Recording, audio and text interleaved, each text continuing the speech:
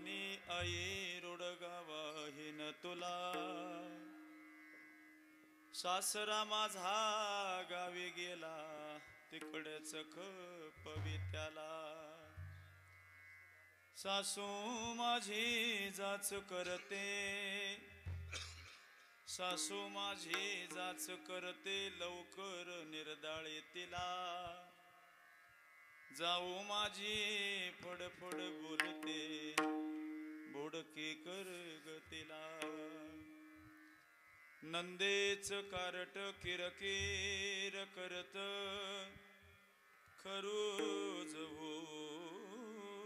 दे त्याला, दादला मारुनी आहुती देईन, मोकळी कर ग मला, सत्वर पावग मला भवानी आई रोड गावाहीन तुला, एका जनार्दनी सगळीच जाऊ दे, एकटी राहू दे मला, सत्वर पावगे मला भवानी आई रोड गावाहीन तुला, विठ्ठल विठ्ठल विठ्ठल विठ्ठल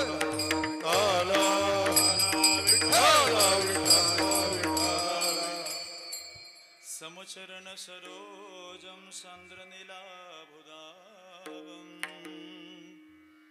जगननिहित पाणी मंडन मंडनाना,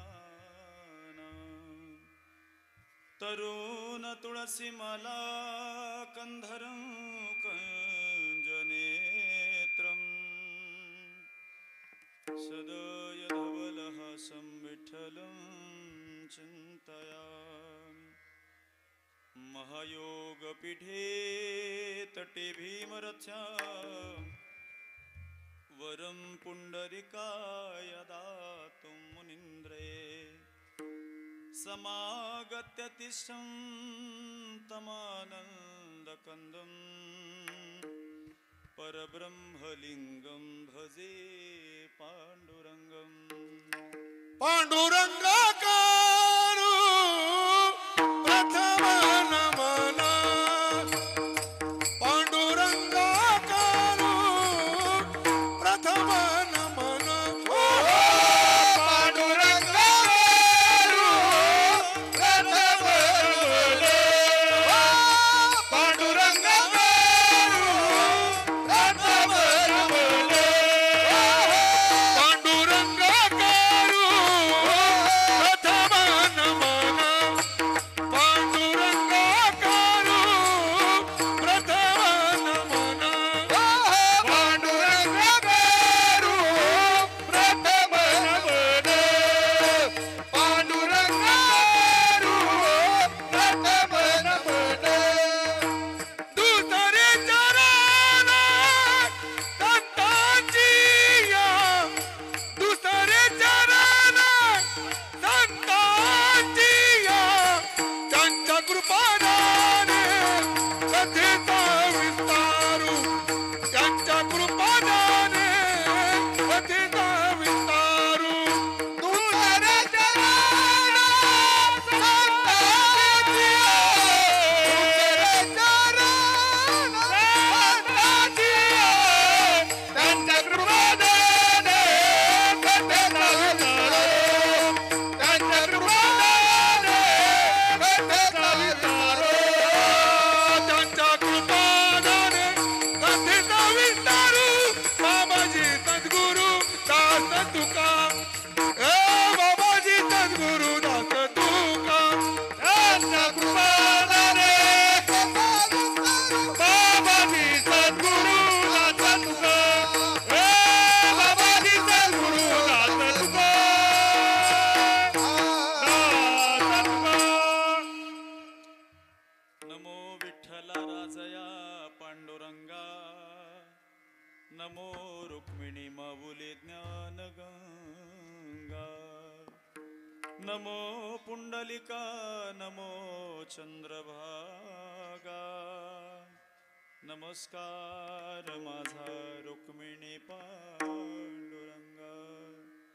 सेवेलागी सेवक झालो तुमच्या लागलो निज चरणा अहो स्वामी तुकया देवा यावरी न करावा भेद यन ब्रह्मा वरुणेंद्र रुद्र मरुतः सुनवति दिव्यस्तवै वदैसांग पदक्रमोपनिषदेयर गायन्ति यं सामगा ध्यानावस्थि तद्गतेन मनसा पश्यति यं योगिनो यस्यान्तं विधुरासुरासुरैगणा देवाय तस्मै नमः देवाय तस्मै नमः देवाय तस्मै नमः प्रथम नमन करो गणनाथा प्रथम नमन करो गणनाथा प्रथम नमन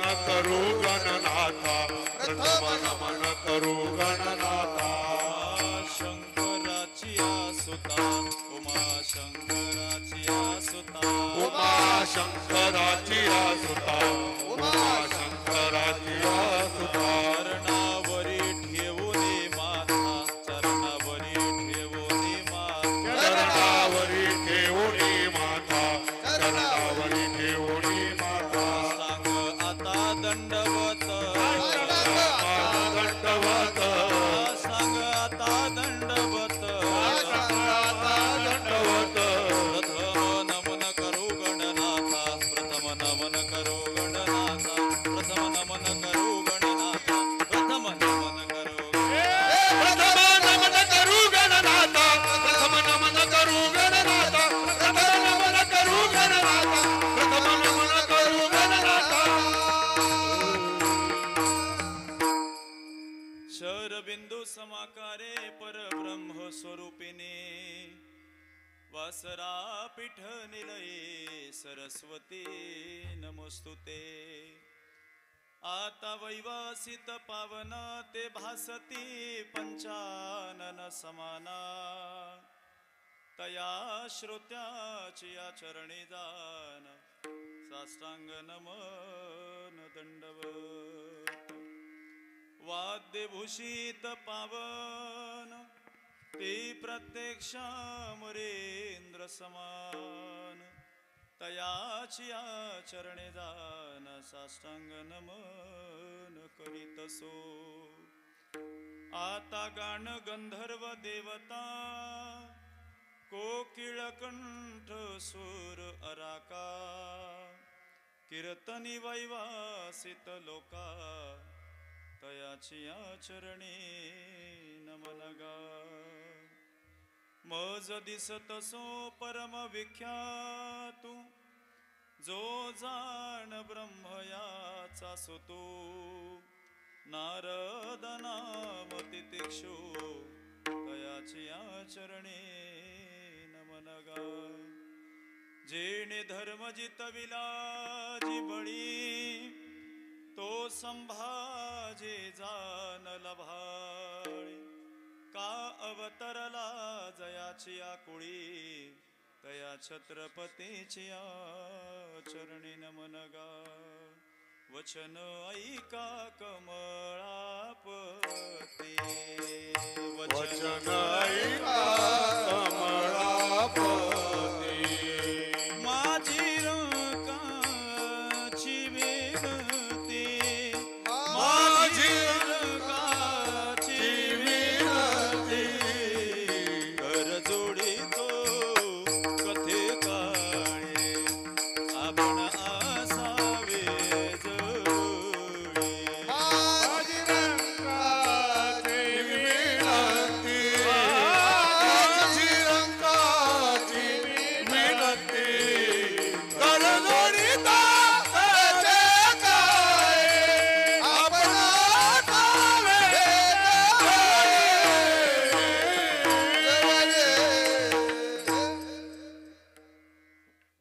जय जय व शुद्धे उदार प्रसिद्धे अनवरतानंदे वरिष्यती विषय व्याळे मिठी दिधलिया नोठी ताठी ते तुझी गुरुकृपा दृष्टी निर्विष होय तरी कवना ते तप पुळी कैसे निव शोकू जाळी जरी प्रसाद रस कल्लोळी पुरेसी तू योग सुखाचे सोहळे सेवका तुझे निस्नेहाळे ते सोहम सिद्धी चिलळी पाविसी तू गुरुर ब्रह्मा गुरुर विष्णू गुरुर देवो महेश्वरा गुरुर साक्षात परब्रह्म तस्मै श्री गुरवे नमः वक्रतुंड महाकाय सूर्यकोटी समप्रभ निर्विघ्नं कुरु मे देव सर्वकार्येषु सर्वदा सर्वमंगल्ये मंगल्ये शिवे सर्वार्थ साधिके शरण्ये त्र्यंबके गौरी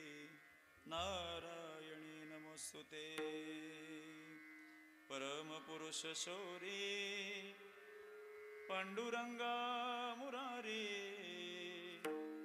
कमल नयन कान्हा गोपिका चित्तहारी प्रकट निकट शोभे रुक्मिणी रम्यवाणी सदयधवलहासं विठ्ठलं चिन्तयामि विठ्ठल विठ्ठल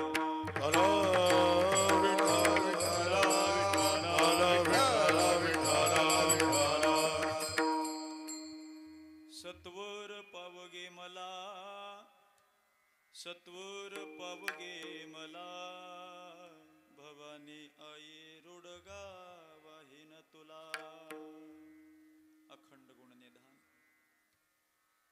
मुक्त कैवल्य तेजोनिधी परात्पर श्री अखिलेश्वर करुण वरुणालय रुक्मिणी प्राणसंजीवन पंढरीश पांडुरंग परमात्म्याच्या चरणारविंद होऊन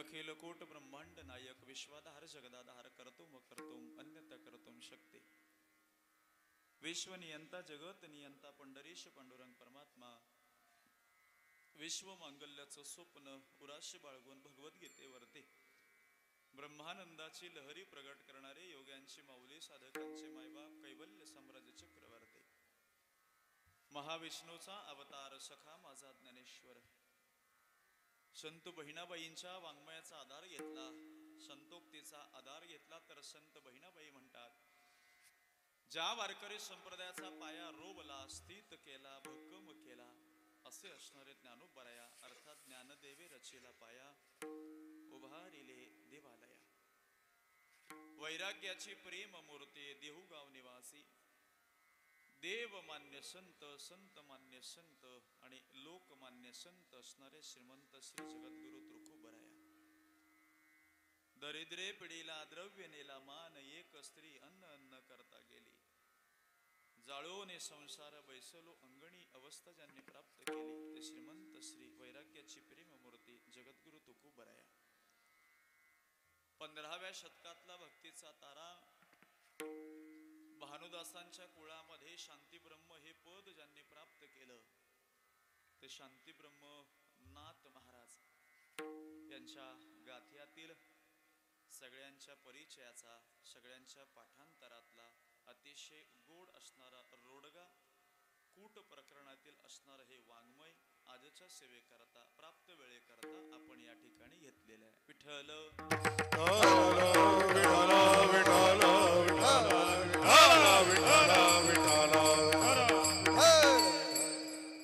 15व्या शतकातला भक्तीचा तारा ज्यांना म्हटलं जातं शांती ब्रह्म ही पदवी ज्यांनी प्राप्त केलेली आहे त्या नाथ महाराजांच्या गाथ्यातील अतिशय गोड वर्णन असणार हे आजचं वाङ्मय या वाङ्मयाचा व्यावहारिक अर्थ घेतला तर तो वेगळा निघतो याचा कूट आध्यात्मिक अर्थ घेतला तर तो पूर्णतः वेगळा निघतो सरळ सरळ जरी तुम्ही या वाङ्मयाला आपण वाचून घेतलं सुरुवातीच्या काळापासून अगदी शेवटच्या चरणापर्यंत जरी आपण याला वाचलं तरी तुमच्या सरळ सरळ हा लक्षात येण्याजोगा वाङ्मय आहे किंवा हा रोडगा आहे सत्वर पावगे मला पहिला मंडळ इकडे पहा पाण्याच्या बाटल्या राहू द्या आता 1 तासाने काही फरक पडत नाही ठेवा त्या पाण्याच्या बाटल्या राहू दे इकडे बघा 1 तास तुमच्या समोर आहे 2-2.5 तासाचा प्रवास करून तुमच्या भेटी करता आलोय पाण्याच्या बाटल्या बघण्याकरता आलोय का नाही माझ्याकडे पहा अतिशय सोपं वाङ्मय एक सुनबाई आपल्या घरामध्ये वास्तव्य करते आणि वास्तव्य करत असताना प्रापंचिक जीवनामध्ये आलेलं दुःख नाथ महाराजांनी त्या स्त्रीत्वाच्या सुनबाईच्या भूमिकेतून आजच्या या वाङ्मयात नवीन सुनबाई आहे आणि नवीन सुनबाईला हे प्रपंचातली जेवढी नाती आहेत ती सहजासहजी आपलीशी लवकर करता येत नाही. मग सासरा असू द्या, सासू असू द्या, जाऊ असू द्या, ननंद असू द्या, तिचा पोरगा असू द्या, दादला म्हणजे नवरा असू द्या, ही सगळी नाती लगेचच्या लगेच तिला आपलीशी करता येत नाही. ऐका, मग ज्या वेळेला ही सुनबाई त्या घरामध्ये पदार्पण करते, आवाज डबल होतो, ए कमी कर आवाज, असा घुमला जातो. जेव्हा गायन महाराजांचे इको कमी कर. जेव्हा गायन होईल तेव्हा इको द्या, बाकी यांचं आहे तसं राहू द्या. विठ्ठल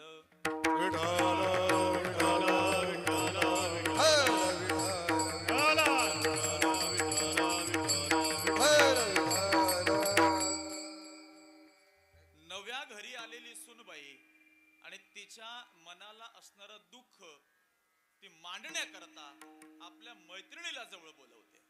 तिची सखी, तिची सोबतीन आणि तुमच्या भाषेमध्ये तिची फ्रेंड, तिला ती जवळ बोलवते. बुवा बाई, माझ्या वाट्याला अशा अशा प्रकारचं दुःख आलंय, काय करू, यातनं मार्ग सापडत नाही मला. मग ती तिची मैत्रीण तिला सल्ला देते, तिला सजेशन देते. काय सजेशन, काय सल्ला देते की एक काम कर, भवानी मातेच्या द्वारावर जा आणि तिथं नवस बोल. बोलताना तुम्ही नवस बोल, नवसानं काय होईल तर तुझ्याजवळ आलेलं दुःख हे निघून जाईल. नवस बोलल्यानंतर जर ती जागृत देवस्थान असेल तर त्या जागृत देवस्थानापुढं आपलं गारानं मांडलं की आपल्या जवळचं दुःख थोड्या प्रमाणात का होईना नाहीसं होतं किंवा आपल्यापासून परावृत्त होतं. मैत्रिणीनं दिलेला सल्ला त्या सुनबाईला मग तिनं स्वीकारलं की नवस जर मागितला तर हे प्रापंचिक जीवनातलं आलेलं दुःख माझ्यापासून बाजूला जाईल. मग तिनं कोणाचं द्वार टकटक करावं तर भवानी मातेच्या द्वारावर गेली आणि दर्शन घेते भवानी मातेचं. आणि भवानी मातेच्या द्वारावरती गेल्यानंतर भवानी मातेच्या द्वारावरती हात जोडले आणि मग तिला सांगितलं, भवानी माते, सत्वर पावगे मला आणि त्याच्या बदल्यामध्ये मी तुला काय देईन तर रोडगा वाहणार आहे. म्हणजे तुम्ही जर मावळ प्रांतामध्ये किंवा पुण्याच्या बाजूला गेलात, मग विदर्भ असेल, मराठवाडा असेल, या परिसरामध्ये गेलात, खाली कोकणामध्ये उतरलात तर तिकडं ती पद्धत नाहीये, पण इकडे या बाजूला तुम्ही वरच्या बाजूला गेलात तर देवीला किंवा जगदंबा असेल, तुळजाभवानी असेल, महालक्ष्मी असेल, तिला अर्पण करण्याचा नैवेद्याचा एक प्रकार आहे रोडगा नावाचा. हा रोडगा नावाचा पदार्थ जसं आपल्याकडं पुरणपोळी नैवेद्य दाखवला जातो किंवा गोडाचा शिरा नैवेद्य म्हणून दाखवला जातो, मोदकाचे लाडू नैवेद्य म्हणून दाखवले जातात, तसं जगदंबेच्या द्वारावरती किंवा तुळजाभवानीच्या भवानी मातेच्या द्वारावरती गेल्यानंतर नैवेद्यामध्ये काय प्रकार वाहावा तर तो रोडगा वाहिला जातो. ही जी सुनबाई आहे ती सुनबाई भवानी मातेच्या द्वारावर गेली आणि तिला पहिलं सांगितलेलं आहे, मला सत्वर पाव. सत्वर शब्दाचा अर्थ काय तर लगेच पाव, लगेच मला त्या ज्या काय माझ्या मागण्या आहेत त्या सगळ्या माझ्या पूर्णत्वाला ने, लगेच पाव. याच्या बदल्यात मी तुला काय देईन, मी तुला रोडगा वाहणार आहे. रोडगा काय तो पुढे मी तुम्हाला सांगतो अनुक्रमे. तर तो तुला मी वाहीन, त्याच्या बदल्यामध्ये माझ्या पुढच्या ज्या काही मागण्या प्रापंचिक जीवनातल्या दुःखाच्या त्या सगळ्या माझ्या पूर्णत्वाला ने. पहिली मागणी तिनं त्या भवानी मातेच्या द्वारावरती वाहिली. त्याचं ते मागणं मागत असताना पहिलं वाक्य वापरलंय, सासरा माझा गावी गेला तिकडच खपवी त्याला. येते ना डोक्यात, लगेच समजेल तुम्हाला. मी अजिबात त्याच्या खोलामध्ये जाणार नाही, मला जे सांगायचे ते पुढं आहे. सरळ सरळ हा वाङ्मय किंवा हा जो रोडगा आहे तुमच्या समोर वाचून दाखवतो. पहिली गोष्ट मागितली आहे की माझा सासरा गावी गेलाय त्याला तिकडच खपव, पहिलं मागणं. सासू माझी जाच करते, दुसरं सासू माझी जाच करते लवकर निर्दाळी तिला. माझी सासू जाच करते तिला लवकर निर्दाळण कर. जाऊ माझी फडफड बोलतीये बोडकी कर ग तिला. भाषा कळते नाही, सोपी आहे की नाही, कळते की नाही तुम्हाला. जाऊ माझी फडफड बोलतीये बोडकी कर ग तिला. नंदेचं कार्ट, काही ठिकाणी पोरग हा शब्द आलाय, काही ठिकाणी कार्ट शब्द आलाय. नंदेचं कार्ट किरकिर करतय खरूज होऊ दे त्याला. खरूज माहिती आहे ना, कधी पण सांगायला लागेल, माहिती आहे ना. दादला मारून आहुती देईन मोकळी कर ग मला. दादला म्हणजे कोण, माग दादला म्हणजे कोण, महिला मंडळ. हा मग बोला ना मोठ्यानं, काय भीती आला का इथं, तो आला तरी बोला ना तुम्ही. दादला मारुनी आहुती देईन मोकळी कर ग मला. नीट ऐका. आणि शेवटला सांगितलंय, एका जनार्दनी सगळेच जाऊ दे, एकटी राहू दे मला. सगळे कोण? तर जे सुरुवातीला सांगितलंय सासरा, नंबर 2 ला आहे सासू, नंबर 3 ला आहे जाऊ, नंबर 4 ला आहे नंदेचं पोरग, नंबर 5 ला आहे माझा नवरा. हे सगळे जर गेले तर मला एकटं राहायला आवडेल, पण या सगळ्या गोष्टी माझ्यातनं नाहीशा होऊ दे. हे प्रापंचिक जीवनातलं मानवी देहातलं दुःख त्या सुनबाईनं भवानी मातेच्या द्वारावरती वाहिलंय. याचा सर्वे सर्वा किंवा याचा कर्ता कोण आहे? तर नाथ महाराज आहेत. नाथ महाराजांनी असं याच्यामध्ये उल्लेख केलेला आहे, ती महिला जरी प्रापंचिक जीवनातलं दुःख बाहेर काढत असेल तरी आपल्या या मानवी देहामध्ये आम्हाला दुःखाला कारणीभूत असणारे काम क्रोधादी विकार जोपर्यंत काढत नाही, ज्या वेळेला ती सुनबाई ते सगळे काढल्यानंतर सुखी होईल, त्यावेळेला आमच्यातले काम क्रोधादी विकार काढल्याशिवाय आम्ही सुखी होणार नाही. असं अगदी थोडक्यामध्ये आलेलं वर्णन. विठ्ठल विठ्ठल विठ्ठल.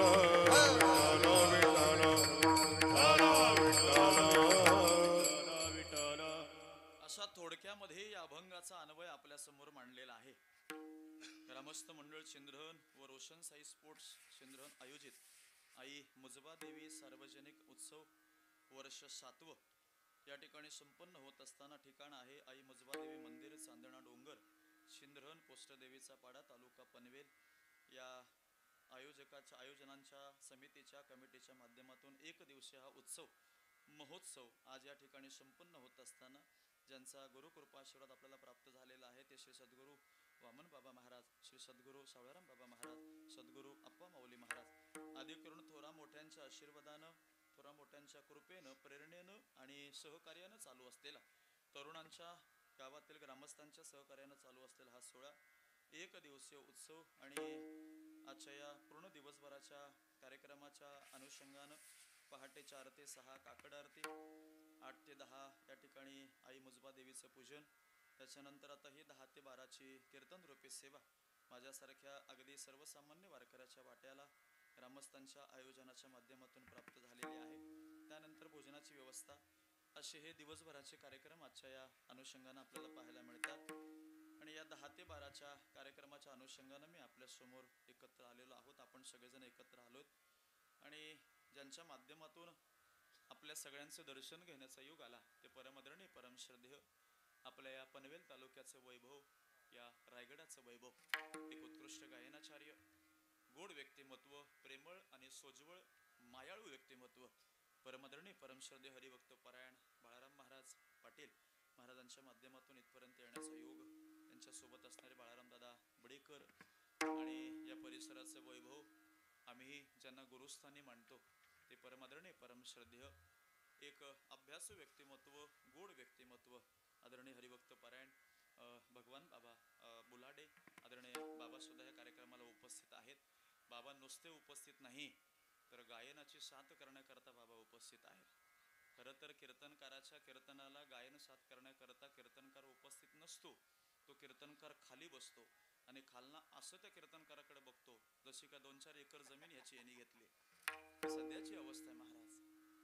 खरं तर हे आजचा अभंगच त्याच्यावरती आहे.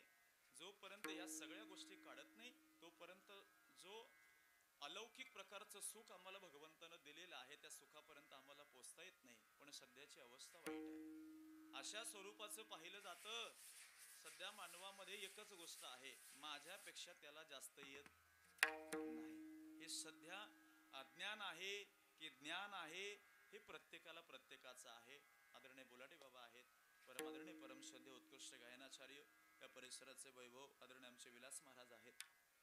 आधी करून जेवढी टाळकरी मंडळी आहे या सगळ्यांच्या चरणारविंद साष्टांग प्रणिपात करतो. उत्कृष्ट मृदंगाचार्य परमआदरणीय परमश्रद्धेय माझे सन्मित्र, परमार्थिक सहोदर आदरणीय गणेशजी महाराज या कार्यक्रमाला उपस्थित आहेत. उत्कृष्ट साऊंड सिस्टम आमचे सुनील दादा, आपले सुद्धा मनपूर्वक आभार. यूट्यूब लाईव्ह ज्यांचं आहे ते यूट्यूब लाईव्ह ज्यांचं आहे त्यांचे सुद्धा मनपूर्वक आभार. आणि परिसरातील गुणीजन, टाळकरी, सातकरी, अभ्यासू व्यक्तिमत्व, कीर्तनकार, प्रवचनकार, भागवताचार्य, रामायणाचार्य, महंत, शास्त्री, गायनाचार्य, मृदंगाचार्य, विणेकरी बाबा, टाळकरी मंडळी या सगळ्यांचे मनपूर्वक आभार व्यक्त करतो. देणगी घेण्यासाठी जे बसले त्यांचे सुद्धा आभार. त्यानंतर जे स्वयंपाक बनवत आहेत त्यांचे सुद्धा आभार. देणगी देणारे देणगी घेणारे वाटच बघतायत, कधी आमच्याकडे गिराईक येते, कधी आमच्याकडे गिराईक येते. कारण हे सहकार्याशिवाय हे कार्य होत नाही मायबा. अशी गोड मंडळी आज या कार्यक्रमाला उपस्थित आहे. एवढ्या उंचीवरती हे कार्यक्रमाचं स्थळ असताना सुद्धा आपण महिला मंडळ घरातली कामं आटोपून किंवा अर्धवट ठेवून आपण या कीर्तनाच्या श्रवण सुखाचा लाभ घेण्याकरता आलात. आपल्या सुद्धा चरणारविंद साष्टांग प्रणिपात करतो. प्रापंचिक जीवन पुढे ढकलत असताना आपण सगळी पुरुष मंडळी आपल्या व्यवसायाच्या अनुषंगानं, आपल्या स्वरूपाच्या अनुषंगानं आपल्याला सुद्धा ते आजचं काम आपण थांबवलं आणि या कीर्तनाच्या श्रवण सुखाचा लाभ घेण्याकरता आलात. आपले सुद्धा मनपूर्वक आभार व्यक्त करतो. पुरुषांना जमलं तरी एवढी जागा भरून काढा इकडची, म्हणजे मागची जी मंडळी आहे ती पुढे येईल. जरी आपण महिला मंडळ जास्त पुढे आला तरी काळजी करू नका, मी काय माळ घालणार नाही, या पुढे तुम्ही काय काळजी करू नका, या पुढे. ही जागा इकडे मोकळी आहे, इकडची भरली तरी चालेल. तुम्ही पुरुष मंडळी इकडे या बाजूला आलात तरी चालेल. विठ्ठल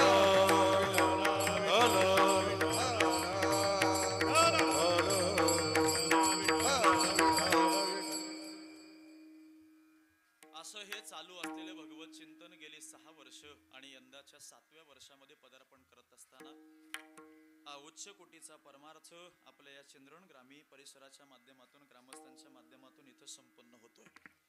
7च वर्ष झालेत मायबाप, पण हा नंदाती पाहिल्यानंतर असं वाटतं कितीतरी वर्षाचा हा सोहळा आतापर्यंत चालू आहे.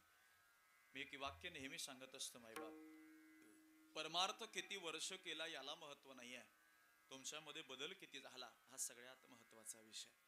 जगाच्या मालकानं अनमोल असा नरदेह आम्हाला प्राप्त करू दिलाय, तो केवळ आणि केवळ भगवंताच्या भजना करता.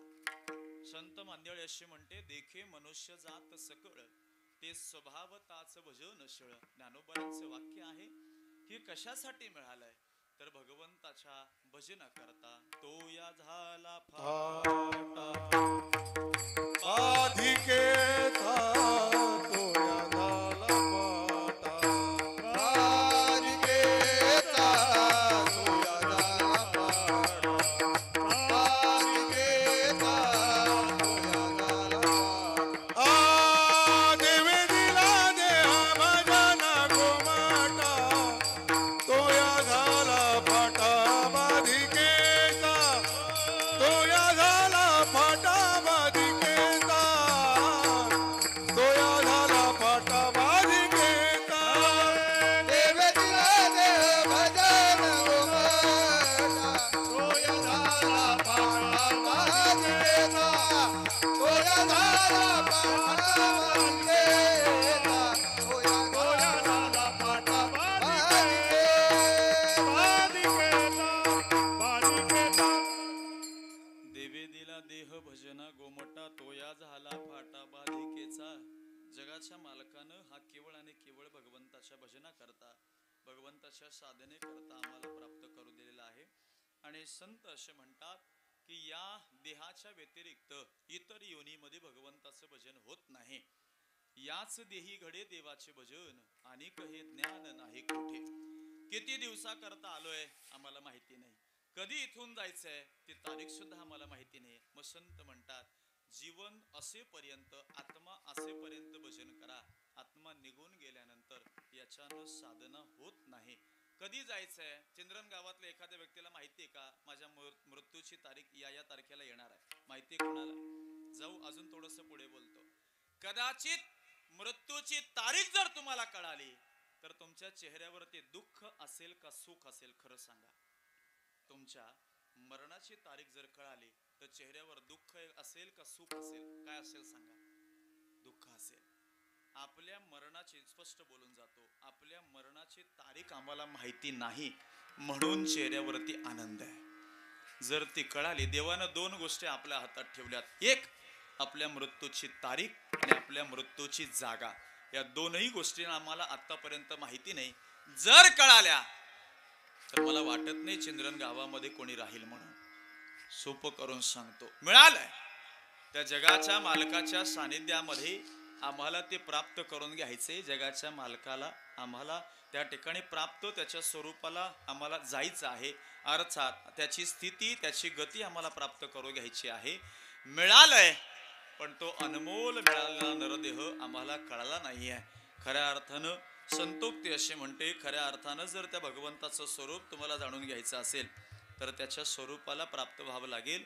ज्ञानोबा तर म्हणतात 2व्या अध्यायामध्ये, जातस्य हि ध्रुवर मृत्यू ध्रुवं जन्म मृतस्यच तस्माद परिहारी अर्थे नतम सोचुतुम रहसी. अर्जुनाच्या निमित्तानं केलेला उपदेश आहे. तैसे अर्जुनाची व्याजे गीता प्रकाशुनी श्री राजे संसारा एवढे थोर ओझे फेडिले जगाचे. अर्जुनाच्या निमित्तानं गीतेचं प्रकाशन झालं. अर्जुनाला उपदेश करत असताना भगवंत म्हणतात, अर्जुना अरे आलोय जन्माला, याचा अर्थ मृत्यूकडे जावं लागणार आहे. मृत्यू कोणाला चुकलेला नाही. न टळणारी गोष्ट कुठली असेल तर त्याचं नाव सांगितलेलं आहे मृत्यू.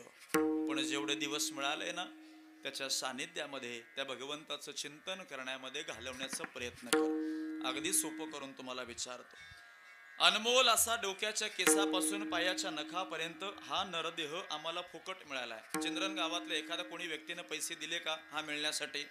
पाहताय ना तुम्ही माझ्याकडं, डोक्याच्या केसापासून पायाच्या नखापर्यंत कोणाला पैसे द्यावे लागले का याला जन्माला घालत असताना? हो तरी बोला, नाही तरी बोला. 1:30-2 वाजेपर्यंत कीर्तन करायचं आपल्याला, काळजी करू नका. चालतंय ना तुम्हाला? 1:30-2 वाजेपर्यंत जागर करायचा. आजचा दिवसच आपण आपल्या मुजबा देवीसाठी समर्पित करायचा. एक दिवस वर्षातनं एकच दिवस येतो ना, मग एक दिवस आपण पूर्ण आपल्या श्रद्धेला, आपल्या ग्रामदेवतेला अर्पण करायचं. 1:30-2 वाजेपर्यंत करायचं. चालतंय का? हो तरी बोला, नाही तरी बोला. काय करताय? चालेल. हो चालेल ना. खरंच सांगू, 12च्या पुढे जरी 5 मिनिटं गेलो तर बोट मोडून वाटोळा कराल, हे मलाही माहिती आहे. त्याच्यामुळे 12च्या पुढे जाण्याचा प्रयत्न करणार नाही. ऐका, डोक्याच्या केसापासून पायाच्या नखापर्यंत जगाच्या मालकानं आम्हाला फुकट दिलाय. थोडस पुढे जाऊन विचारेन, लक्ष बारकाव्यानं असू द्या. आमच्या या अनमोल नरदेहामध्ये आत्मा येऊन बसलेला आहे. नीट ऐका, या अनमोल नरदेहामध्ये आत्मा येऊन बसलेला आहे. अर्थात जगाच्या मालकानं त्याच्यामध्ये चैतन्य घातलंय. मग आत्मा आहे तोपर्यंत भजन करावं का आत्मा निघून गेल्यानंतर भजन करावं? तुमचं काय मत आहे याच्यावरती? परत विचारतो, चला. जगाच्या मालकानं अनमोल फुकट दिलेला आहे, पैसे घेतलेले आणि त्याच्यामध्ये आत्मा दिलेला आहे. पुढे जाऊन सांगतो, आत्मा आहे तोपर्यंत या देहाला किंमत आहे. आत्मा निघून गेल्यानंतर या देहाला किंमत उरत नाही. थोडस अजून पुढं, आत्मा निघून गेला. एखादं मयत तुमच्या समोर पडलेलं आहे. मयत पडलेलं असताना मयत झाल्यापासून त्याला अग्नी देईच्या अगोदर पर्यंत त्याच्या नावानं त्याला कोणी हाक मारतं का? नाही कळालं? एखादा व्यक्ती मयत झाल्या, तुमच्या समोर ते प्रेत पडलेलं आहे. मग तो मयत झाल्यापासून अग्नी देईपर्यंत त्याच्या नावानं त्याला कोणी हाक मारतं का? नाही ना. याचा अर्थ आत्मा आहे तोपर्यंत याला किंमत आहे, आत्मा निघून गेल्यानंतर याला किंमत नाही. मग आता माझा प्रश्न असा आहे, आत्मा आहे तोपर्यंत भजन करावं की आत्मा निघून गेल्यानंतर भजन करावं? तुमचं काय मत आहे याच्यावरती? बोला महिला मंडळ, मोठ्यानं बोला. वयानुसार मला ऐकायला कमी येतंय म्हणून थोडस मोठ्यानं बोला. आहे तोपर्यंत का गेल्यानंतर? आहे तोपर्यंत. चला, समयी माझ्या समोर जळती. आता एक एक प्रश्नाची उत्तर देत चला. समयी माझ्या समोर जळती आहे, मग समयी विजण्याच्या आत तेल टाकावं का समयी विजल्याच्या नंतर तेल टाकावं? हा, विजण्याच्या आतमध्ये. तुमचं काय मत आहे? अगोदर ना. चला पुढं, महापूर माझ्या समोर नाही येत आहे, मग महापूर यायच्या आतमध्ये घर सोडावं की महापूर आल्याच्या नंतर घर सोडावं? हा, महापूर याच्या आल्याच्या नंतर, मग अगोदर सोडावं. किती प्रश्न झाले? 2 झाले. तिसरा प्रश्न विचारतो, माझ्या घरी कधीतरी चोर येणार आहे, मलाही माहिती नाही. मग चोर यायच्या आतमध्ये काठी शोधून ठेवावी की चोरानं सगळं लुटून नेल्यानंतर काठी शोधायला जावं? बोला लवकर. अगोदर. 12 वाजेपर्यंत थांबायचे, आपल्याला ट्रेन पकडायची, त्याच्यामुळे बोलत बोलत चला. तर अगोदर का नंतर शोधावी? अगोदर शोधावी. मला तहान लागणार आहे कधीतरी, मलाही माहिती नाही कधी लागेल. मग तहान लागायच्या आतमध्ये पाणी शोधून ठेवावं की तहान लागल्याच्या नंतर पाणी शोधायला जावं? हा, अगोदर. अगदी शेवटचा प्रश्न. किती प्रश्न झाले आता? बोंबल्ल 4 झाले. हा, असं मोजत चला. 5वा प्रश्न विचारतो, शेवटचा प्रश्न विचारतो. माझ्या घरी कधीतरी साप येईल. कधी साप येईल मलाही माहिती नाही. मग साप यायच्या आतमध्ये काठी शोधावी की साप आला, चावला, निघून गेल्यानंतर काठी शोधायला जावी? हा, अगोदर शोधावी. अगदी सोपं करून विचारतो. 5ही प्रश्नांची गोड उत्तर तुम्ही दिली. अगदी या शेवटच्या प्रश्नांचं उत्तर दिलं तर गणेश महाराज, आमचे बाळाराम महाराज, दोन्ही बाळाराम महाराज आणि आमचे भगवान बाबा प्रत्येकी 1000 रुपयाचं बक्षीस तुम्हाला देतील. कोणाकडनं घ्यायचं? त्यांच्याकडनं घ्यायचं. शेवटच्या प्रश्नाचं उत्तर विचारतो तुम्हाला. पाचही प्रश्नाची गोड उत्तर दिली. शेवटचा प्रश्न विचारतो. मेल्यानंतर लोकांनी तुळशीचं पान मुखात टाकणं चांगलं का जिवंत असताना तुळशीची माळ गळ्यात टाकणं चांगलं? बोलतीच बंद झाली तुमची बा. परत विचारतो बा, मागं कळलं नसेल कदाचित. मेल्यानंतर लोकांनी तुळशीचं पान मुखात टाकावं हे चांगलं का जिवंत असताना तुळशीची माळ गळ्यात टाकावी हे चांगलं? बोला महिला मंडळ. कधी जिवंत असताना मग का घालत नाही तुम्ही? संत म्हणतात माझं प्रमाण नाही आहे, नामदेवांचं प्रमाण आहे. आत्मा गेल्यानंतर परमार्थ साधना आणि चिंतन होत नाही. उठा उठा साधू संत साधा बोलाले गेला गेला मग कायचा भगवंत. उठा उठा साधू संत साधा बोलाले गेला गेला नरदेव मग कैसा भगवंत. देवाचे लाडके लढीवाळ भक्त नामदेवराया, देव ज्यांच्या हातून अन्न खाल्लं किंवा देव ज्यांच्या हातून जेवला ते नामदेवराय म्हणतात उठा उठा साधू संत साधा आपुलाले हित गेला गेला हा नरदेह मग कैचा भगवंत.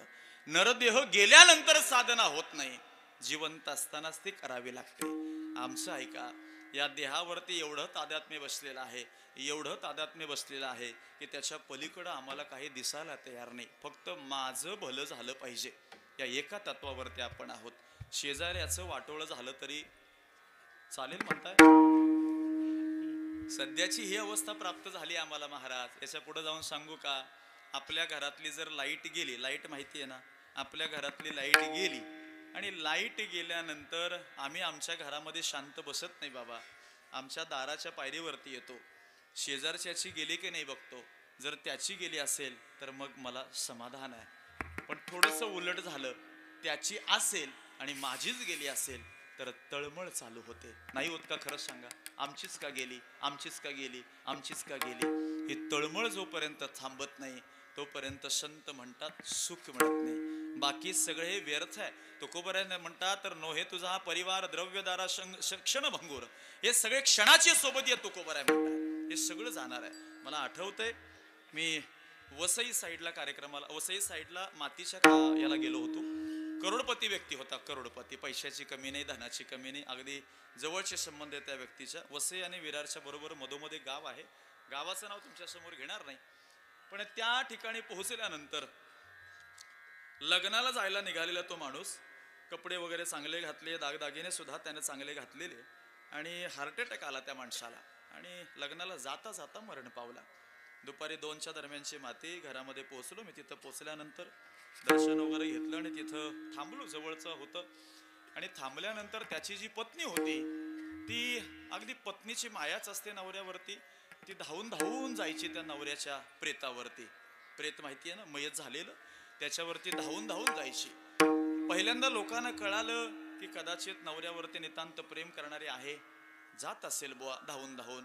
मग तिचे शब्द चालू झाले, मलाच का ठेवलं, तुम्हीच का निघून गेला, मी आता काय करू, माझं काय उरलंय, आता मी काय करणार इथून पुढं, पोरं बाळ बघतील का, तुम्ही होते तोपर्यंत सुख होतं, आता सगळं निघून गेलं, आता मी काय करू, आता कसं का व्हायचं, काय करणार मी, तुम्ही सांगा धनी, धनी काय करू आता, धनी बोला ना तुम्ही.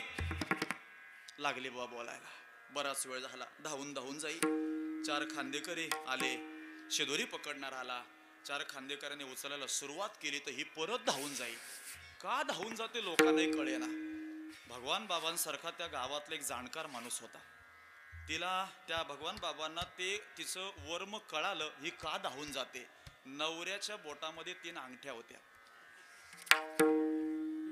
हे जवळ गेले तिच्या आणि तिला विचारलं, बाई काय गडबड आहे नेमकी? ती म्हणते काही नाही बाबा, महाराज एक काम करा, त्यांना आता उचलून तुम्ही घेऊन चाललात, नेता तर न्या, त्याच्याबद्दल काय दुमत नाही, फक्त येताना तेवढ्या 3 अंगठ्या त्यांच्या. कशासाठी रडत होती, कशासाठी रडत होती नाही कळालं. हे सगळं व्यर्थ आहे. संत म्हणतात साधनेच्या बळावरती देवाला प्राप्त करता येईल. थोडस पुढे जाऊन बोलतो.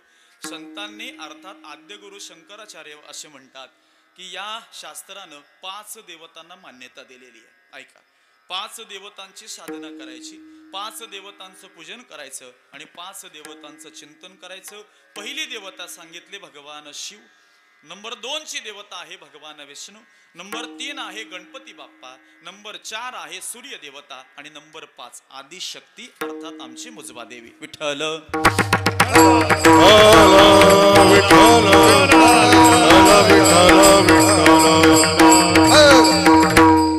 या 5 देवतांचं आम्हाला पूजन करायला सांगितले. बरं, हा परमार्थ करण्याची व्यवस्था आहे, हा भेद सांगितलेला नाहीये. संप्रदाय भेद कधी करत नाही. भेद भ्रम अमंगळ. संप्रदायाला भेद मान्य नाही. संप्रदाय म्हणतो ही परमार्थ करण्याची व्यवस्था आहे, याला भेद मानू नका. भेदाला भेद नाही मानलं तर व्यवस्था तुम्हाला कळेल. आळंदीवरना ज्ञानोबाऱ्यांची दिंडी निघते, देहूवरना तुकोबाऱ्यांची दिंडी निघते, त्र्यंबकेश्वराहून नाथ महाराजांची, त्र्यंबकेश्वराहून निवृत्तीनाथांची दिंडी निघते. तुम्ही हैदराबादवरून निघालात तर मग मुक्ताबाईंची दिंडी निघते, सासवडवरून सोपान काका निघतात. त्याच्यानंतर तुम्ही जर शेगाववरून गेलात तर गजानन महाराजांची दिंडी निघते. या सगळ्या दिंड्या आपापल्या मार्गानं पंढरपुराच्या भेटी करता अर्थात पांडुरंगाच्या भेटी करता आपापल्या मार्गानं तिकडे जात असतात. मग एखादा व्यक्ती आपल्या गावातील म्हणेल किंवा वारकरी म्हणेल की या सगळ्या भागातून एक एक दिंडीला निघायची काय गरज आहे, सगळ्या लोकांनी ज्ञानोबाऱ्यांच्या सोबत चालावं. शक्य आहे का ते? 15 लाख 20 लाख समाज ज्ञानोबाऱ्यांच्या सोबत चालतो. या सगळ्या दिंड्या जर ज्ञानोबाऱ्यांच्या सोबत चालल्या तर तिकडच्या दिंडीला जाण्याकरता तो मार्ग सोपा नाही, अर्थात त्यांच्या सोबत कोणी राहणार नाही. परमार्थ करण्याकरता केलेली ही व्यवस्था आहे, हा भेद नाही आहे. थोडस पुढे जाऊन बोलतो. गावामध्ये आपल्या मराठी शाळा आहे. मराठी शाळेमध्ये गुरुजी खुर्चीवरती बसतात आणि मुलं बाकावरती बेंचवरती बसतात. व्यवस्था आणि भेद यातलं सांगतो ना पुढे चलतो. गुरुजी खुर्चीवर बसलेत आणि मुलं बाकावर बसलेत. दुपारच्या वेळेला असं घेतलेला आपल्या गावातला एक व्यक्ती, असं म्हणजे कळलं ना, असं घेतलेला एक व्यक्ती शाळेच्या दरवाजावर गेला आणि गुरुजींना म्हणतो, गुरुजी मुलं बाकावर बसलेत, तुम्ही खुर्चीवर बसलात, एक तर तुम्ही बाकावर बसा किंवा सगळ्या मुलांना खुर्च्या द्या, चालेल का? गुरुजींना अध्ययन शिकवण्यासाठी किंवा अध्ययन देण्यासाठी, ज्ञानार्जन देण्यासाठी त्यांना विशिष्ट प्रकारचं केलेलं आसन आहे. मुलांना ते अध्ययन ग्रहण करण्याकरता केलेलं ते त्यांचं आसन आहे. हा भेद नाही आहे, तर दोघांसाठी केलेली व्यवस्था. विठ्ठल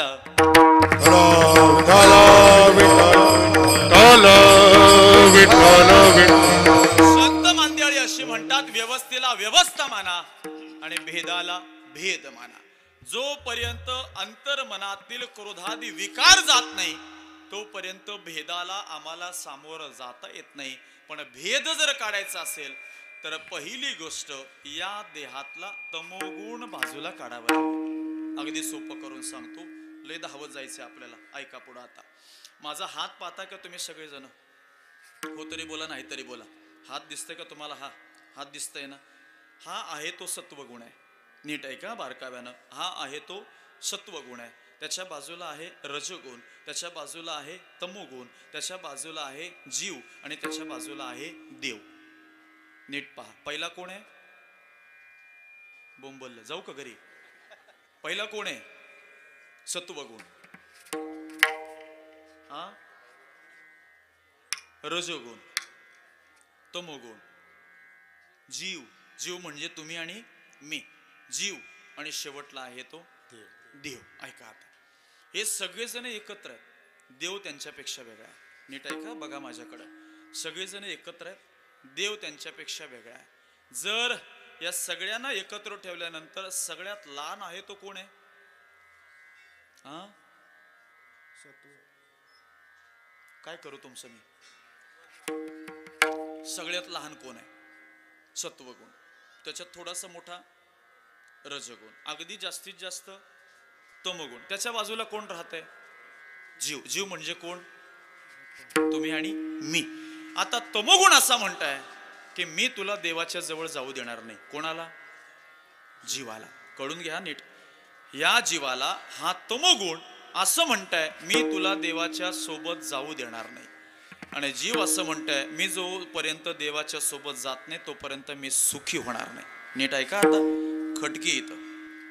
हा तमोगुण जीवाच्या सोबत राहतोय आणि जीवाला असं म्हणतोय की मी तुला देवाच्या सोबत जाऊ देणार नाही. जोपर्यंत मी आहे तोपर्यंत तुला सुख प्राप्त होणार नाही, तुला देव प्राप्त होणार नाही. देव म्हणजे सुख, सुख म्हणजे देव.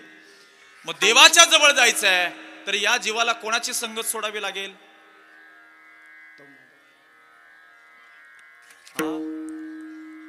बसा बसा, बोलू नका, बसा खाली. कोणाची संगत सोडावी लागेल?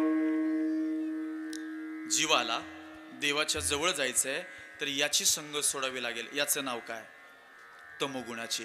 आणि तमोगुणाची संगत जोपर्यंत सोडत नाही तोपर्यंत देवाच्या जवळ जाता येत नाही. आता ऐका मायबाप, पण हा तमोगुण प्रत्येकामध्ये वास्तव्य करतोय. माझ्यातही करतोय, मृदंगाचार्यांच्या मध्ये आहे, गायनाचार्यांमध्ये आहे, तुमच्यामध्ये आहे, प्रत्येकात आहे. कोणाला आपल्या ज्ञानाचा आहे, कोणाला आपल्या अभ्यासाचा आहे, कोणाला आपल्या धनाचा आहे, कोणाला आपल्या संपत्तीचा आहे. पुढे जाऊन सांगू महिला मंडळ, कोणाला आपल्या सौंदर्याचा आहे. प्रत्येकाला कशाचा ना कशाचा अहंकार आहेच आहे. प्रत्येकाला असं वाटतंय माझ्यासारखा दुसरा कोणी नाही. प्रत्येकाला असं वाटतंय माझ्यापेक्षा वेगळा दुसरा कोणी नाही. आता थोडंसं पुढे बोलतो. तुम्ही जरी गळ्यामध्ये 8 तोळ्याची गंटण घातली तरी तुम्ही दुसऱ्या स्त्रीकडे पाहता, माझी एवढी मोठी आहे बाई, तिची एवढीशी बारीक आहे, म्हणजे माझ्यासारखी तिच्याकडं नाही. कळत का? अज्ञान कळतंय ना. पण संत असे म्हणतात जर या जीवाला सुखाकडं जायचं आहे तर या जीवाला कोणाची संगत सोडावी लागेल? तमोगुणाची. पण तमोगुण असं म्हणताय मी तुला सहजासहजी जाऊ देणार नाही, माझी संगत सोडशील तेव्हा तुला देव भेटेल. पण जीव असा म्हणते मला तुझी संगत सोडायची आहे, पण मला जर जायचं आहे तर ताटमणीनं देवाच्या जवळ जाता येत नाही. आई मुजबा देवीच्या दरबारावरती तुम्हाला जर जायचं आहे तर आई मुजबा देवी म्हणते ताटमानेनं माझ्याकडे येऊ नको. नाही कळालं? ताटमान म्हणजे कळाली ना? अहंकाराची मान घेऊन माझ्याकडे येऊ नको, मला ते पटते नाही आणि मला ते रुचते नाही, जमणारही नाही मला, असं आईचं म्हणणं आहे. मग जर या जीवाला आई मुजबा देवीच्या चरणावरती लोटांगण घालायचंय तर ताटमानेनं जाता येणार नाही. तमोगुणाची संगत सोडावी लागेल आणि ताटमानेनं जर जाता येणार नाही तर परिणामी या जीवाला काय व्हावं लागेल हो? नाही कळालं? हे बोट माझं सरळ होतं, आता काय झालं? झालं ना. जोपर्यंत वक्र होत नाही, जोपर्यंत वाकत नाही, जोपर्यंत नम्र होत नाही, जोपर्यंत शीतल होत नाही, जोपर्यंत शांत होत नाही तोपर्यंत आईच्या चरणावरती जाता येत नाही. खरं तर संतोक्ती अशी म्हणते, बाबा प्रमाण तुम्ही बोललात आता, नम्र झाला भूता तेने कोणी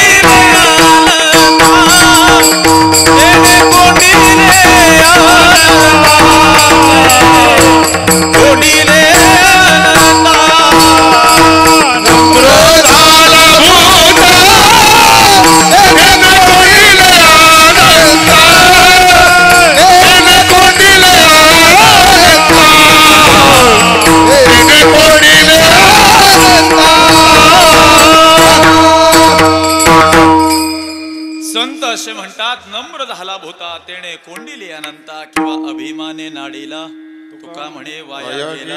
ज्ञानोबऱ्यांचं प्रमाण आहे, अहंकार कोणाकडे जातं तर ज्याच्याजवळ ज्ञान आहे त्याच्याजवळच अहंकार जातं. अहंकार अज्ञानी माणसाला कधीही विचारत नाही.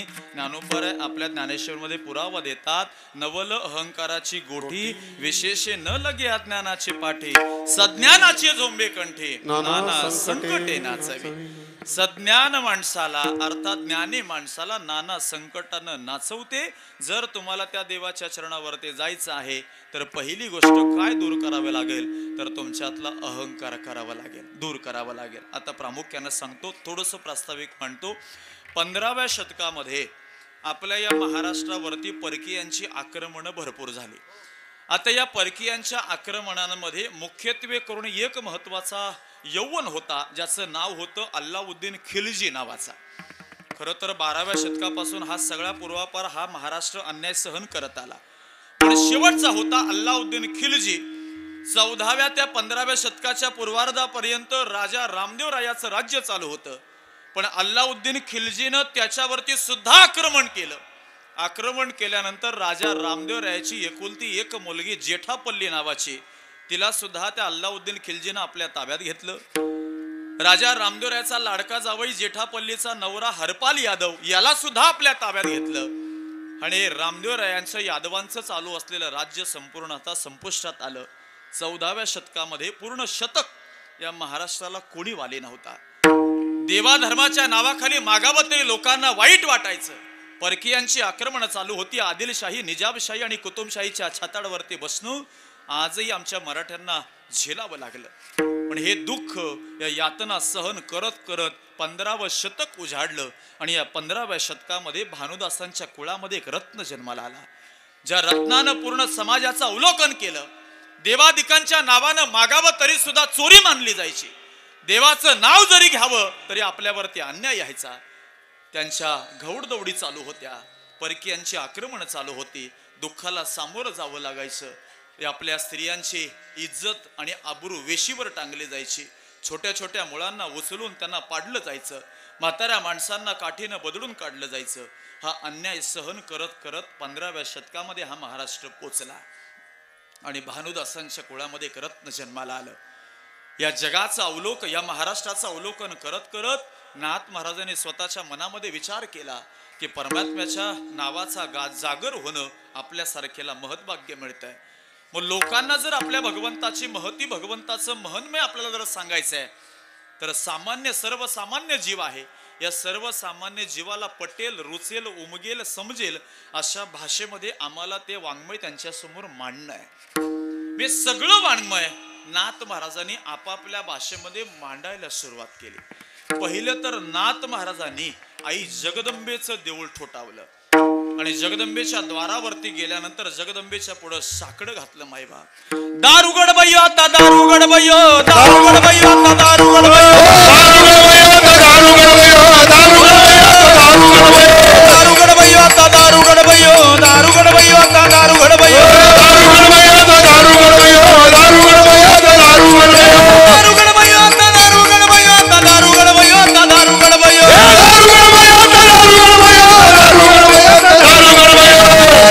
आता, दार उघड बाई आता, दार उघड बाई आता, दार उघड बाई,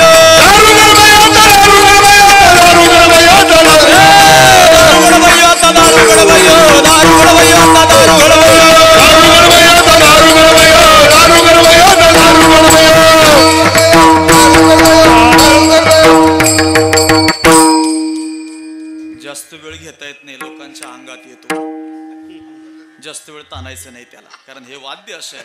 आता त्याने त्या हातोडीने वाजवलं पण त्यात वेगळा नाद निघतो, मग अंगात येतो लोकांच्या. त्या भानगडीत पडत नाही मी. ऐका, नाथ महाराजांनी बया जागृत केली आणि भवानी मातेच्या द्वारावरती गेले. बाई दार उघड आता, अन्यायावरती कहर झालाय, आता न्याय मागतोय तुझ्या समोर, तेवढी ज्ञानाची आहुती माझ्या जवळ दे बाई.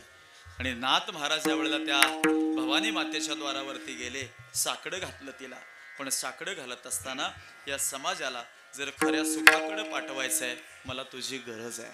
आणि गरज कशा करताय तर समाज आतापर्यंत अहंकारानं ग्रासलाय आणि अहंकारानं ग्रासलेल्या समाजाला जर खऱ्या अर्थानं मला मोक्षाकडे, भगवंताच्या स्वरूपाकडे पाठवायचं आहे तर तुझ्याजवळ हे साकडं घालतोय. तीच महिला किंवा तीच स्त्री, नाथ महाराजांनी त्या स्त्रीच्या रूपकातून भवानी मातेच्या द्वारावरती गेल्यानंतर प्रापंचिक जीवातलं मागणं आणि नाथ महाराजांच्या दृष्टीतलं मागणं हे पहिल्या चरणामध्ये प्रखरपणे मांडलेलं. सत्वर पाऊगे मला भवानी आई, रोडगावाहीन तुला. सत्वर पाऊगे मला भवानी आई, रोडगावाहीन तुला. सत्वर पाऊगे मला भवानी आई, रोडगावाहीन तुला. सत्वर पाऊगे मला भवानी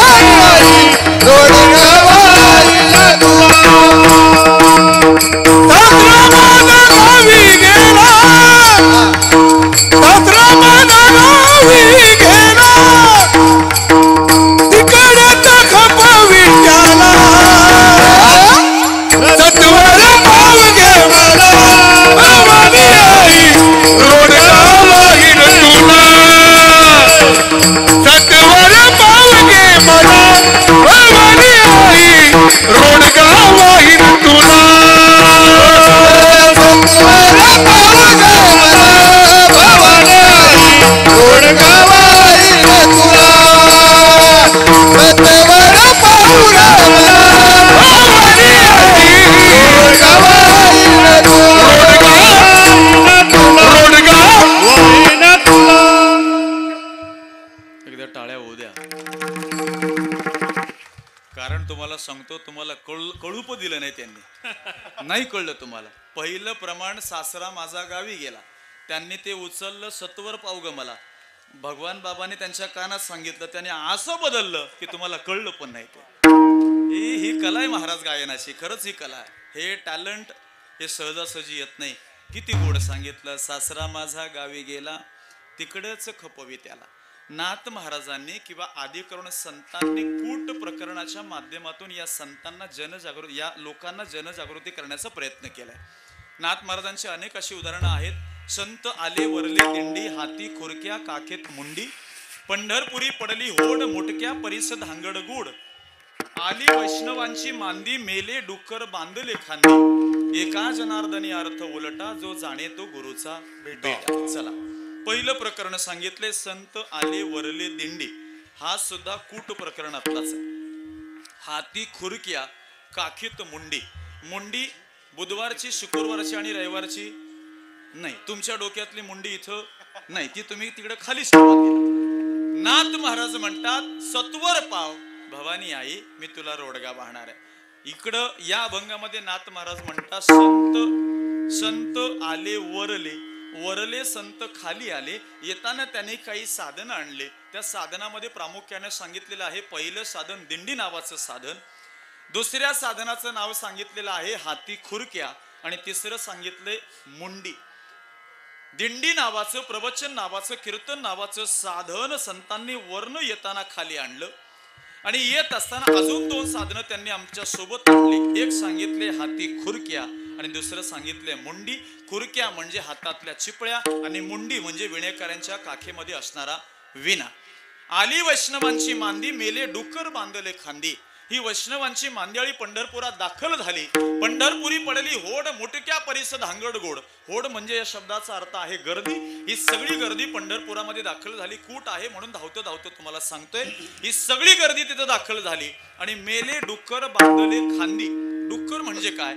गणेश महाराज ज्याला वाजवतायत पकावस, त्याला नाथ महाराजांनी शब्द वजरलाय डुक्कर. हे सुद्धा संतांनी येताना सोबत आणलं, आणि ते सगळं साधनं घेऊन पंढरपुरात दाखल झाले. ही सगळी साधनं कूट प्रकरणातील वेगळी आणि व्यवहारातील ज्ञानातील वेगळी आहे. पुढे जाऊन बोलतो, चिंचेच्या पानावर देऊळ वसविले, आधी कळस मग. आज सगळं जेवढं आहे तेवढं कुठंच घेईन तुमच्या समोर. चिंचेच्या पानावर देऊळ वसविले, आधी कळस मग पाया. महिला मंडळ सांगा, चिंचेचं पान किती मोठं असतं? एवढं मोठं की नाही? तरी माना हलवताय तुम्ही. चिंचेचं पान आहे, त्या चिंचेच्या पानावरती संत म्हणतात की मी देऊळ वसवलंय. देऊळ म्हणजे हे एवढं देऊळ त्या चिंचेच्या पानावरती बसवलंय. आणि परत त्याच्या पलीकडे काय जाऊन सांगितले, अतिशयोक्ती अलंकार, आधी कळस रचला आणि मग पाया रचला. शक्य आहे का? बोला ना, शक्य आहे? नाही. थोडस पुढे जाऊन चला. पती जन्मला माझे उदरी, मी तव झाले त्याची नवरी. माझा पती माझ्या उदरामध्ये जन्माला आलाय, आणि पुढे जाऊन सांगितले संतांनी की मी त्याची नवरी झालेली आहे.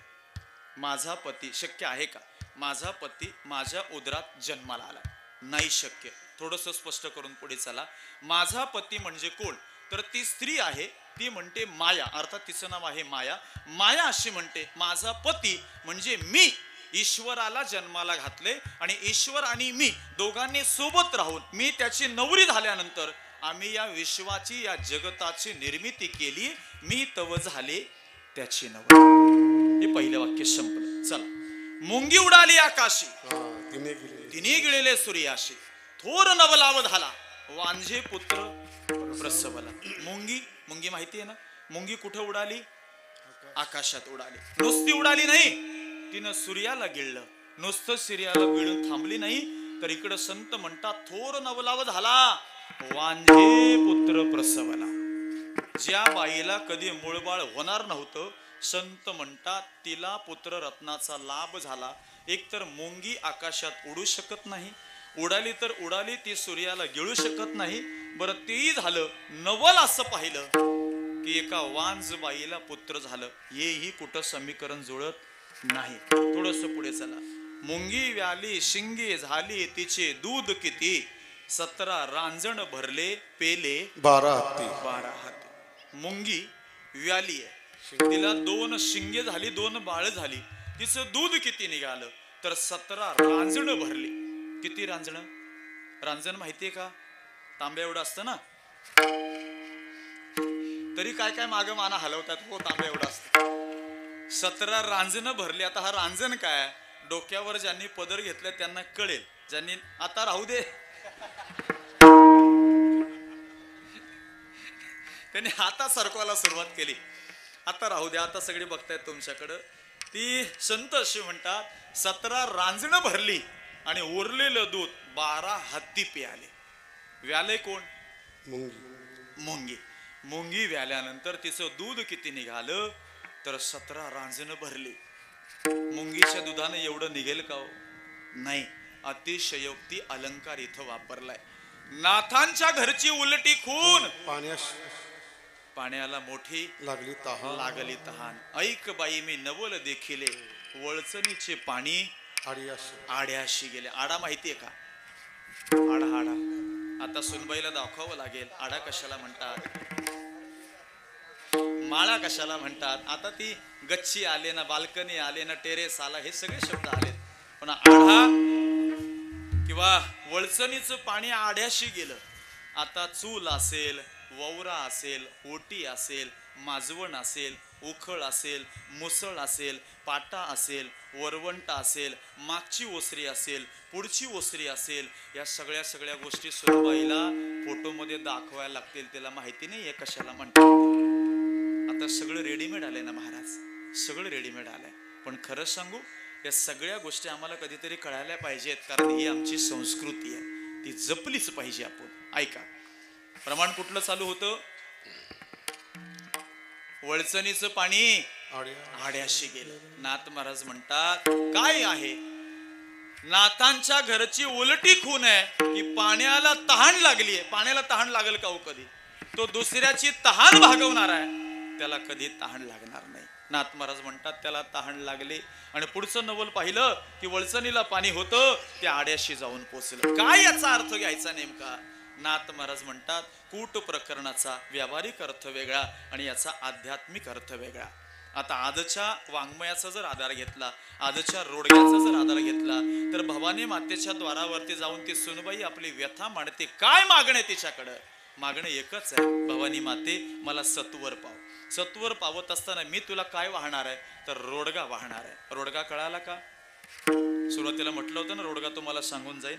गव्हाचं दाणेदार पीठ घेतलं जातं, त्याच्यामध्ये कुठल्या तरी डाळीचं पीठ टाकलं जातं, त्याला एकत्र करण्याकरता दुधाचा किंवा पाण्याचा वापर केला जातो आणि त्याला खरपूसता किंवा त्याला थोडीशी खुसखुशीतपणा येण्याकरता एकतर त्याला तुपात भाजावं लागतं किंवा त्याला तेलात तळावं लागतं. या दोघांपैकी 5 द्रव्य त्याच्यामध्ये वापरले जातात. पहिलं काय सांगितलं तुम्हाला मी? बोला ना, 5ही पदार्थ सांगितले ना तुम्हाला मी आता. ऐका, 5ही पदार्थ ज्या वेळेला त्याच्यामध्ये तयार केले जातात त्याचा तो रोडगा बनवला जातो आणि भवानी मातेच्या द्वारावरती ती महिला घेऊन तो रोडगा घेऊन ती जाणार आहे.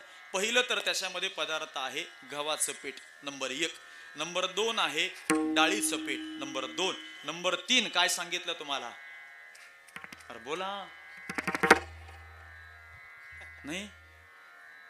त्याच्यामध्ये त्याला मिक्स करायला एकतर दूध किंवा पाणी, दोघांपैकी एक घ्या. किती झाले? 3 झाले. चौथं काय? त्याला तर खरपूस जर भाजायचंय तर 2 पैकी घ्यावं लागतं, 1 तूप किंवा तेल, दोघांपैकी 1 धरा. किती झाले? 4 झाले. आता तर त्याला गोडवा द्यायचा आहे तर त्याच्यामध्ये थोडासा गुळ घालावा लागतो. गुळ हा जो रोडगा आहे तो वरती गेल्यानंतर तुम्हाला खायला मिळेल. हा रोडगा ती महिला म्हणते मी देवाच्या भवानी माते चरणावरती वाहीन. नाथ महाराज म्हणतात जसं पंचतत्व त्या देवीच्या चरणावरती ती राहते तसा हा पंचतत्वाचा बनलेला देह आहे, हा देवाच्या चरणावरती व्हायचा आहे. पंचतत्व म्हणजे कुठले? पृथ्वी, आप, तेज, वायू आणि आकाश या पंचतत्वाचा बनलेला देह त्या पंचतत्वात भगवंताच्या चरणावरती विलीन करायचा आहे. ती सुनबाई म्हणते की माझा अहंकार रूपी सासरा माझ्यातनं नाहीसा होऊ दे. माझ्यातला अहंकार रूपी सासरा नाहीसा होऊ दे. सासरा माझा गावी गेला तिकडच खपवी त्याला नव्या नव्या सुनबाईनं हे शब्द लय गोडव्याचे वाटतील. नव्या सुनबाईनं, कारण सध्या सासूही नको, सध्या सासराही नको, सध्या दिरही नको, जाऊबाई नको, नंदेचं पोरही नको, आणि नवरा आहे तोपर्यंत ठीक, गेल्यानंतर तो वेगळा ना मी वेगळा. हे सध्याच्या सुनबाईंना नको झालेली गोष्टी नाथ महाराजांनी इथं मांडलेल्या आहेत. पहिलं प्रकरण सांगितलंय, सासरा माझा गावी गेला तिकडच खपवी त्याला. माझा सासरा गावी गेलाय. सासरा कोण?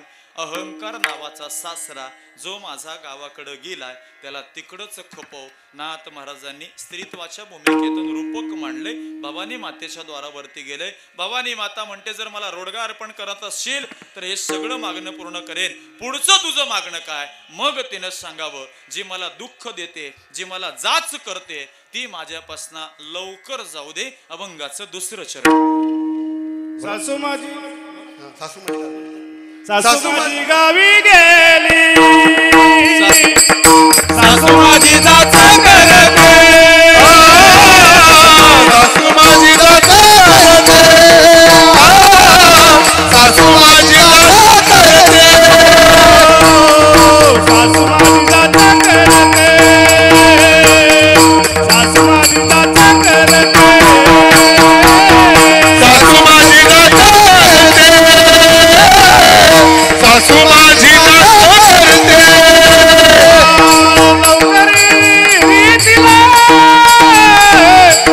लवकर निर्धानी तिला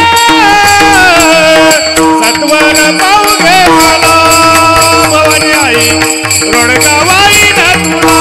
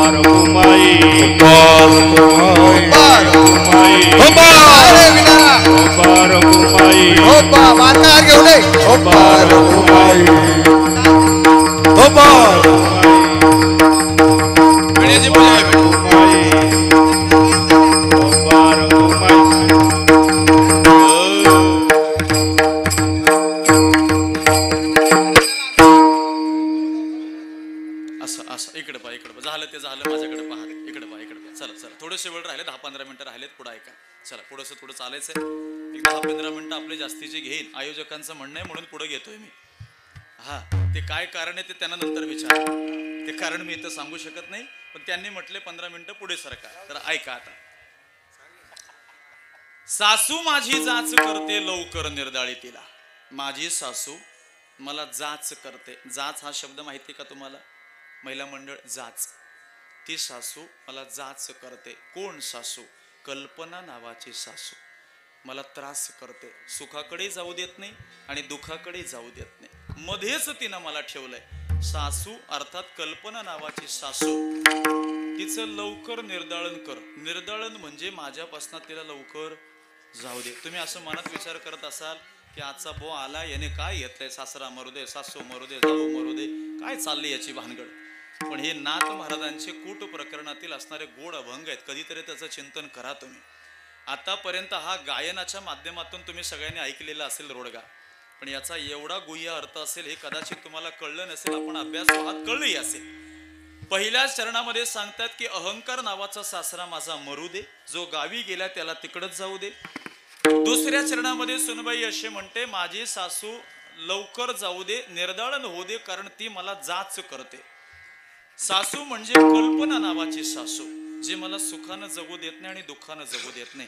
अगदी थोडासा दृष्टांत मांडतो आणि पुढे चलतो. महिला मंडळ, तुमच्या नवऱ्यानं तुमच्या प्रेमा खातर 15,000ची साडी तुमच्या करता घेतली. किती हजाराची? 15. ठीक आहेत का वाढू अजून? बस झाले ना 15. 15,000ची साडी तुमच्या करता तिनं घेतली बुवा. घरातलं लग्न आहे आणि घरातल्या लग्न कार्यामध्ये माझी पत्नी सुंदर दिसावी याकरता त्यानं 15,000 रुपये खर्च केले. ऐका, दुसऱ्या चरणावरती बोलतोय. 15,000 रुपये खर्च करून चांगली साडी तुमच्या करता आणली त्यांनी, आणि आणल्यानंतर ती साडी परिधान करून तुम्ही कुठं गेलात तर त्या लग्न सोहळ्यामध्ये पोहोचलात. घरातलं लग्न आहे आणि घरातल्या लग्नाकरता केलेला हा खर्च आहे. 15,000ची साडी घातली, परिधान केली आणि तुम्ही त्या लग्न सोहळ्यात पोहोचलात. पोहोचल्यानंतर तुमच्या ज्या जवळच्या मैत्रिणी होत्या, तुमच्या सख्या होत्या, तुमच्या ज्या कोणी जवळच्या असतील, त्या सगळ्या सख्या मैत्रिणी तुमच्या जवळ आल्या. कशा करता हो? कशा करता? तुमची 15,000ची साडी पाहायला त्या सगळ्या जणी आल्या. मग कोणी साडीचं काठ पाहतंय, कोणी साडीचा पदर पाहतंय, कोणी साडीचा धागा पाहतंय, कोणी साडीचा रंग पाहतंय, कोणी साडी दिसते कशी ती पाहतंय. या सगळ्या, कोणी डिझाईन पाहतंय, कोणी आकार पाहतंय, कोणी काय काय काय काय गोष्टी पाहतंय. 15 ते 20 जणी तुमच्या सभोवताली गोळा झाल्या. साडी किती हजाराची आहे? 15,000ची साडी तुम्ही अंगावर परिधान केल्यानंतर 15 ते 20 जणी तुमच्या सभोवताली गोळा झाल्या. या सगळ्या साडीचं स्वरूप त्या महिला पाहू लागल्या. तुम्ही सुद्धा चिंद्रनगावच्या होत्या, तुम्हालाही आनंद मिळाला, बुवा माझ्या नवऱ्याचं काय प्रेम आहे माझ्यावरती, 15,000 रुपये खर्च करून माझ्याकरता त्यानं साडी आणले, माझ्यासारखी भाग्यवान बाई या गावात कोण नाही. आनंद वाटला.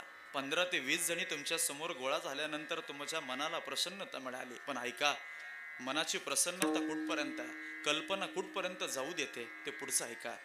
15 ते 20 गवळणी, 15 ते 20 जणी तुमच्या सभोवताली आहेत आणि त्या सगळ्या जणी तुमचं कौतुक करतायत. कौतुकाच्या शिवाय एकही शब्द नाही.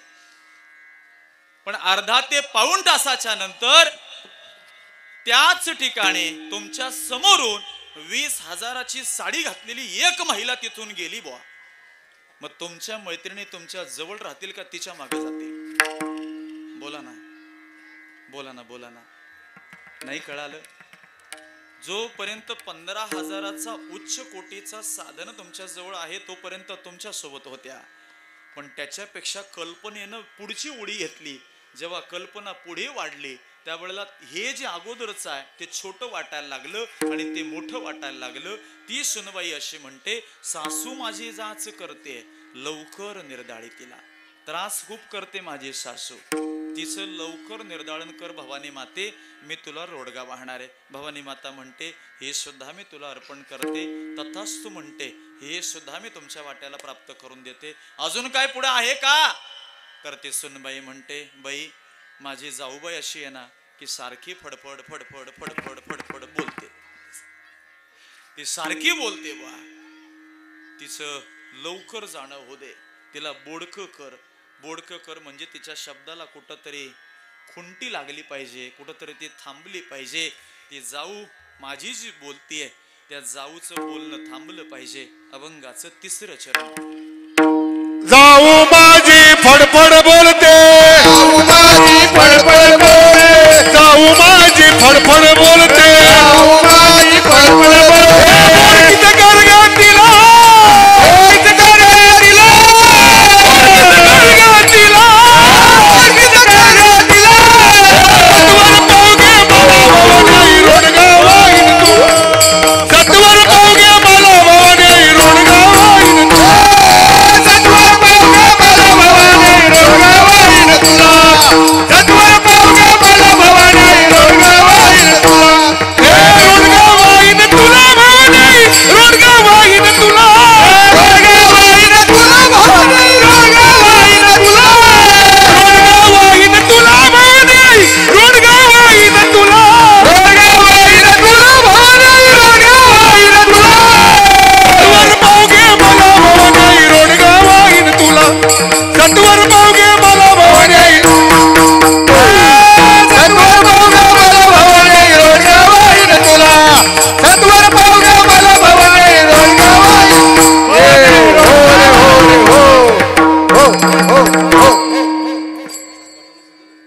जोरात टाळ्या होऊ द्या एकदा. गायक आणि वादक दोघांसाठी आज्ञा मायबाप. जाऊ माझी फडफड बोलतीये, बोडकी करगतीला. माझी जाऊ फडफड बोलतीये. कोण जाऊ? वैखरी, वाणी आणि वाचा हे 3 शब्द जिच्या बाबतीत वापरले जातात. ती माझी वैखरी, माझी वाणी आणि माझी वाचा एवढी बोलतीये की चांगली चांगली माणसं या वाचेनं माझ्यापासून दूर केले. गावातला एखादा व्यक्ती असा असतो की असं वाटतं की याच्याशी खूप बोलावं, सारखं त्याच्याशी बोलत राहावं, मनाला समाधान मिळतं. पण गावातला एक व्यक्ती असाही असतो की आपण म्हणतो याच्याशी न बोललेलं बरं, अख्खा दिवस खराब जाईल, त्याच्यापेक्षा त्याच्याशी न बोलावं. अशी 2 प्रकारची लोक आहेत. एक सांगितलेलं आहे, सासू माझी जाच करते लवकर निर्धाळी तिला. माझी सासू जाच करते, पुढे जाऊन सांगते जाऊ माझी फडफड बोलतीये, तिला बोडकं कर. माझ्या जाऊला बोडकं कर. बोडकं हा शब्द अगदी 30-35 वर्षापूर्वी ज्या महिला वर्ग इथं माता माऊल्या आहेत त्यांना तो कळेल हा बोडकं शब्द का वापरलेला आहे. पूर्वीच्या काळी ज्या वेळेला एखादी सुनबाई डोक्यावरचं पदर घेतला नाही, कपाळाचं कुंकू लावलं नाही, हातात हिरव्या बांगड्या नाही, पायामध्ये जोडव्या फेरव्या नाहीत आणि ती तशीच्या तशी उंबरड्याच्या बाहेर पडत असेल तर सासू म्हणायची काय बोडक्यासारखं फिरते, काहीतरी घाल ना अंगावरती. खरे का खोट आहे? हे बोडका शब्द तेव्हाचा ग्रामीण शब्द नाथ महाराजांनी आजच्या या रोडग्यामध्ये वापरलेला आहे. खरं तर त्या काळामध्ये सासूरवास होता. कुठल्या? त्या काळात. आता तुम्ही बोलताय ते बरं आहे, आता सुनवास आहे, काही न बोलण्याची बरं आहे. मी पुढे जाऊन सांगू का, जास्त त्याच्या आतमध्ये येणार नाही. महाराष्ट्र कधी सुखी होईल? ज्या वेळेला वृद्धाश्रम नावाची व्याख्या या महाराष्ट्रातनं पुसून जाईल ना, तेव्हा खऱ्या अर्थानं महाराष्ट्र सुखी होईल. आता या प्रकरणावरनं पुढे मला काय बोलायचं तुम्ही समजून घ्या मायबा. सध्याच्या सुनबाईला सासू सासरे नको आहेत, सध्याच्या सुनबाईला घरामध्ये नवऱ्याची इतर माणसं नको आहेत. मी, आमचे ते आणि आमचे 2 शिंगर, याच्या पलीकडे आमच्या घरात कोणी नको आहे, ही सध्याची व्याख्या बनली आहे. ऐका, ती सुनबाई अशी व्यथा मांडतीये की माझी जाऊ मला एवढी फडफड बोलतीये की तिला बोडकं कर. साधनेच्या बळावरती जाण्याकरता खरं तर इथं प्रश्न पडला असेल तुम्हाला. नाथ महाराजांचं दैवत आहे पंढरपूरचा पांडुरंग परमात्मा. मग नाथ महाराज भवानी मातेच्या द्वारावरती जाऊन हे साकडं का मागत आहेत? तर संतांच्या मतानं देव आणि देवी या दोनही व्यक्ती किंवा दोनही गोष्टी, दोनही विभूती सारख्याच आहेत. पुरावा काय? तर नाथ महाराजांनी एका गोंधळामध्ये त्याचं वर्णन सांगितलंय. स्वर्ग मृत्यू पाताळ याचा मंडप घाती, स्वर्ग मृत्यू पाताळ याचा मंडप घातीला, स्वर्ग मृत्यू पाताळ याचा मंडप घातीला, स्वर्ग मृत्यू पाताळ याचा मंडप घातीला. चारी वेदाचा फुलोरा बांधिला, चारी वेदाचा फुलोरा बांधिला. पुराणे अनुवादिती तुझा गोंधळ, पुराणे अनुवादिती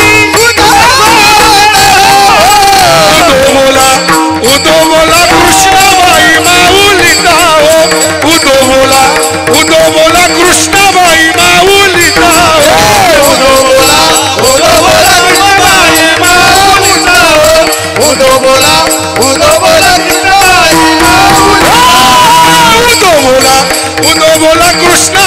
माऊलीचा हो उदो बोला कृष्णाबाई माऊलीचा उदो बोला कृष्णाबाई माऊलीचा उदो बोला कृष्णाबाई माऊलीचा मृत्यू पाताळ याचा मंडप घातला हो मृत्यू पाताळाचा मंडप घातिला मृत्यू पाताळाचा मंडप घातिला मृत्यू पाताळाचा मंडप घातला चार वेदांत फुलोरा चार वेदांत फुलोरा बांधिला चार वेदांत फुलोरा बांधिला चार वेदांत फुलोरा बांधिला शास्त्र पुराणे अनुवादिती तुझा गोंधळ शास्त्र पुराणे अनुवादिती तुझा गोंधळ शास्त्र पुराणे अनुवादिती तुझा गोंधळ शास्त्र पुराणे अनुवादिती तुझा गोंधळ उदो बोला उदो बोला उदो बोला उदो बोला उदो बोला उदो बोला बाई माऊलीचा हो उदो बोला कृष्णाबाई माऊलीचा उदो बोला कृष्णाबाई माऊलीचा उदो बोला कृष्णाबाई माऊलीचा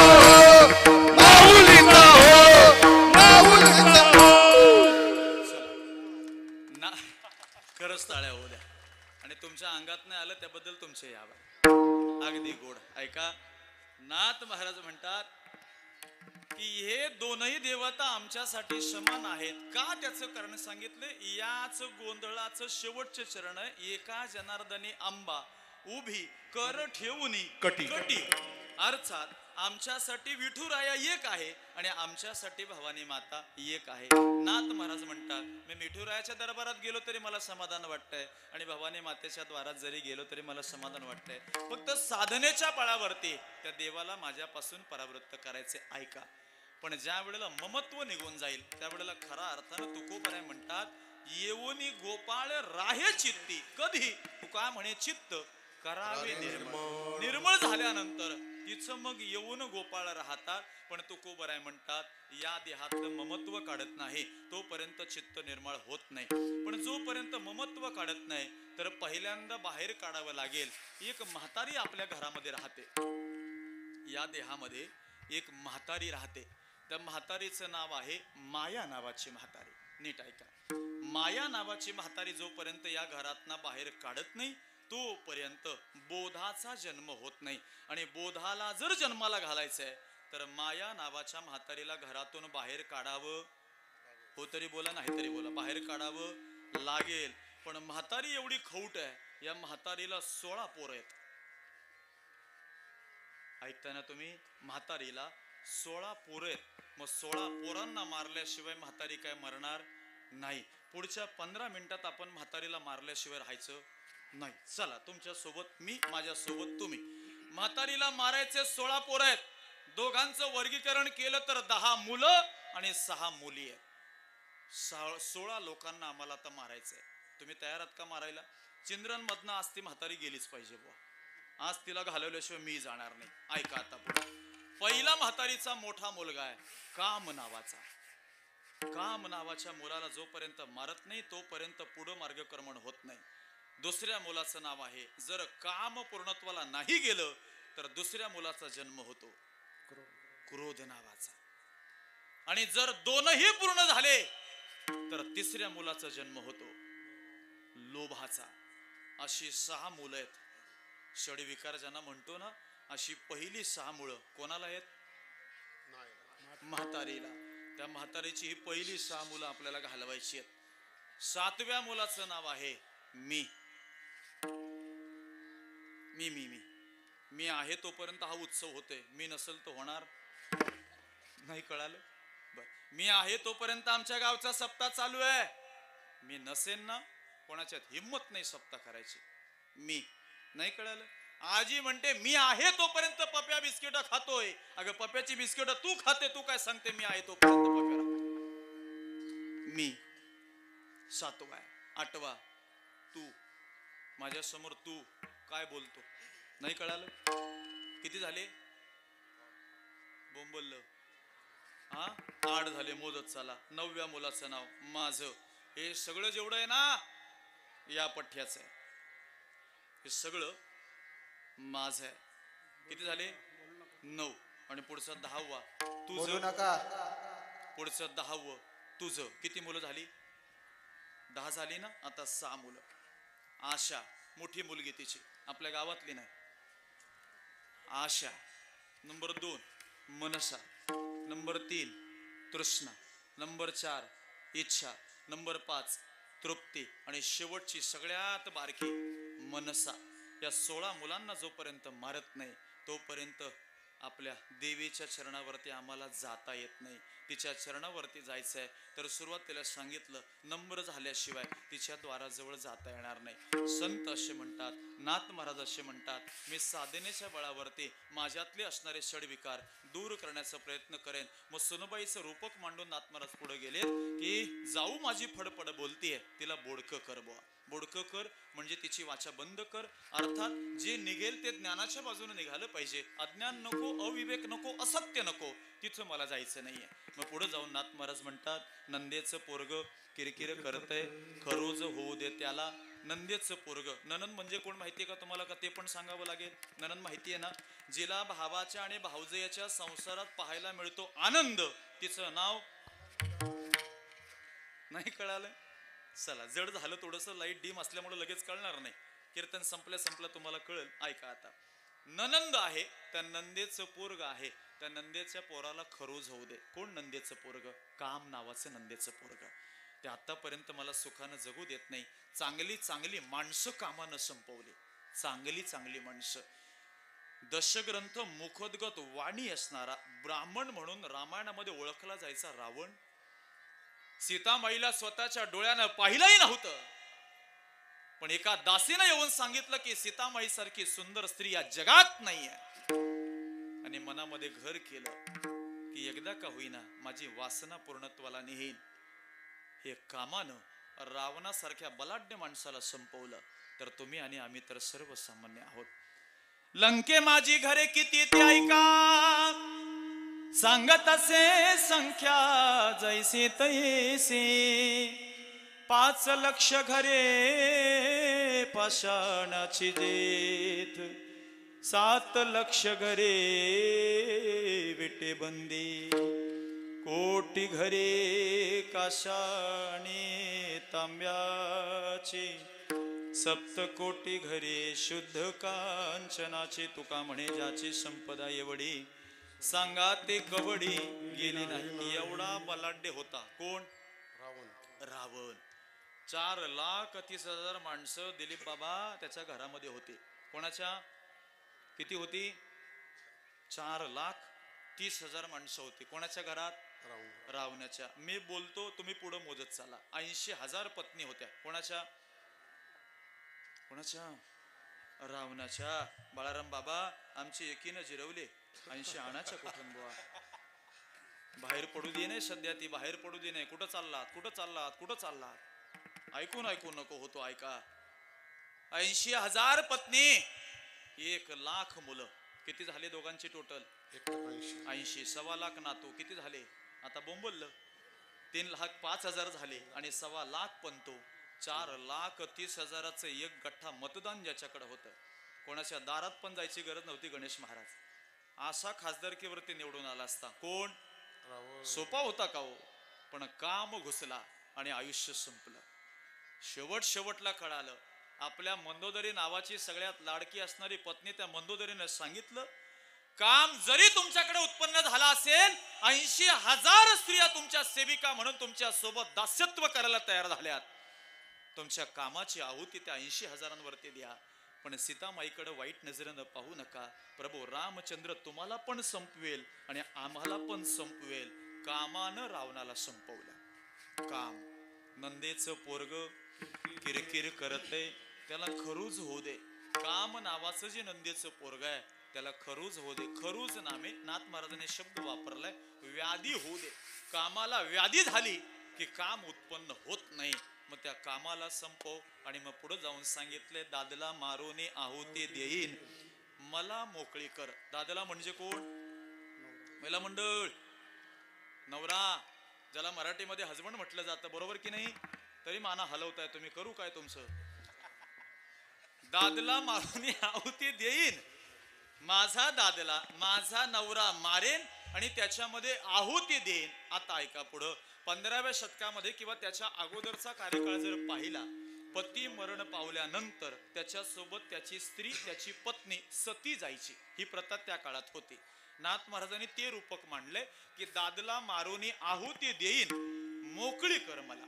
माझा दादला मारेन आणि त्याच्यामध्ये आहुती देईन, पण मला याच्यातनं मोकळी कर. कोण दादला?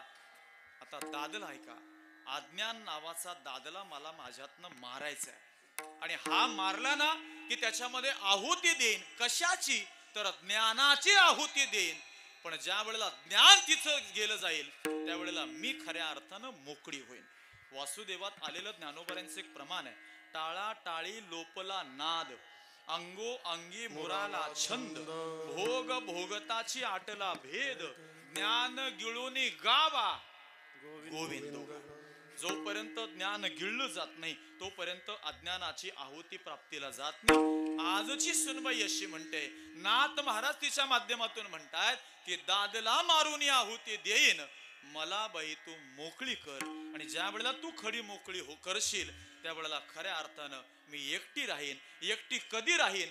तर षडविकार ज्या वेळेला या घरातून निघून जातील त्यावेळेला एकटं राहणं पसंत करेन. अभंगाचं शेवटचं चरण. एका जनार्दनी सगळीत मारू दे, एका जनार्दनी सगळीत मारू दे, एका जनार्दनी सगळीत मारू दे, एका जनार्दनी सगळीत मारू दे, एका जनार्दनी सगळीत मारू दे, एका जनार्दनी सगळीत मारू दे, एका जनार्दनी सगळीत मारू दे, एका जनार्दनी सगळीत मारू दे,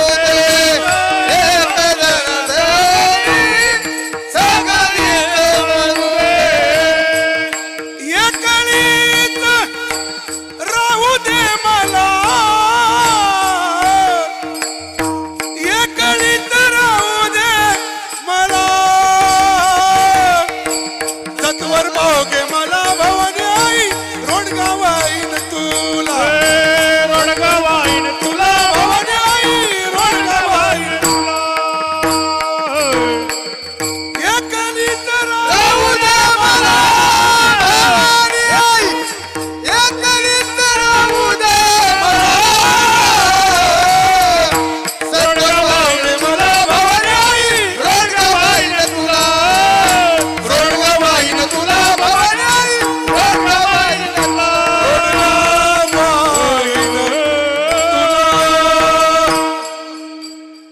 सत्वर पावगे मला भवानी आई, रोडगा वाहीन तुला. आणि मग शेवटला जाऊन सांगते, एका जनार्दने सगळेच जाऊ दे, एकटी राहू दे मला. कशासाठी? पायाचं दर्शन घेण्याकरता. का? ज्या वेळेला षडविकार सगळे घरातून निघून जातील त्यावेळेला माझ्याजवळ काही उरत नाही. आणि ज्या वेळेला काही उरत नाही त्यावेळेला अपरोक्ष ज्ञान मला प्राप्त होईल. अपरोक्ष ज्ञानाच्या प्राप्तीमध्ये तुझ्या चरणाची जागा मी घेण्याचा प्रयत्न करेन. सत्वर पावग मला भवानी आई, रोडगा वाहीन तुला. विलास महाराज तिकडनं निरोप आलाय, चालतंय ना आता? बर, तिकडनं निरोप आलाय.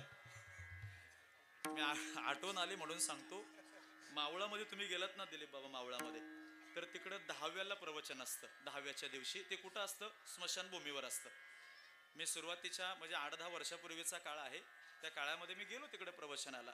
आणि तिकडे पद्धत अशी आहे की जोपर्यंत त्या पिंडाला कावळा शिवत नाही तोपर्यंत प्रवचनानं प्रवचन चालू ठेवायचं. आता मला त्याची आठवण आली. भाजी शिजायची कधी? आणि ऐका आणि गेलो मी प्रवचनाला. मला आठवते कल्लाट म्हणून गाव आहे, कान्या पाट्यापासून आतमध्ये गेल्यानंतर तिथे गेलो बुवा. आणि ते सगळं त्यांचं दशक्रियेच्या विधीच्या निमित्तानं तिकडेच होतं. आपल्याकडे 13व्या दिवशी करतात, तिकडे 10व्याच्या दिवशी सगळे कार्यक्रम उरकले जातात. आणि तुम्हाला खरं सांगतो मायबाप, आपण आता दुपारी आहोत, सकाळी 8 वाजता 400 ते 500 माणूस आपल्या समोर बसतो प्रवचन ऐकायला. मी स्वतःच्या डोळ्याने पाहिलं. जाऊन बघा कोणी नातेवाईक असेल तर.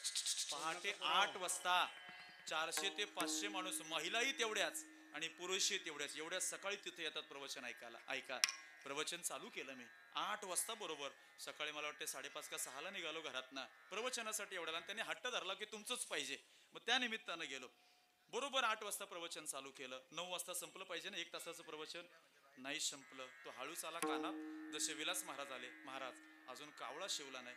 मला माहिती नाही कावळ्याची काय भानगडी, मला माहिती नव्हतं तो विषय तिकडं. आणि ज्या वेळेला 9 वाजले, मी तिकडं बघतोय, नाही चालू कर, चालू ठेवा, चालू ठेवा. ठेवला चालू. 9:30 झाले बुवा, तरी येईना अजून. 10 वाजले, 2 तास झाले प्रवचनाला, तरी म्हणत नाही की महाराज थांबा म्हणून. 10:30 वाजले. मग गड्या माझी अखेरी झाली. 10:30 कुठं, 2.5 तास कुठं प्रवचन चालवायचं का. आणि ज्या वेळेला 11 वाजता मी तिथं प्रवचनाची सांगता केली, मग येऊन सांगतो महाराज आता तुम्ही तिथं पुंडलिक वर्दी घेतलं तरी चालेल, पिंडाला कावळा शिवलाय. म्हटलं मला कावळा शिवायची वेळ आली होती, तू पिंडाला कावळा शिवला. त्याची आठवण मला इथं आली आता. ते म्हणतात भाजी होत नाही, भाजी होईपर्यंत थांबू नका. मी माझी अशी वेळ झाली होती आता. ऐका, ती महिला आपलं गारानं मांडते सुनबाईच्या चरणावरती. सत्वर पाव ग मला भवानी आई, रोडगा वाहीन तुला.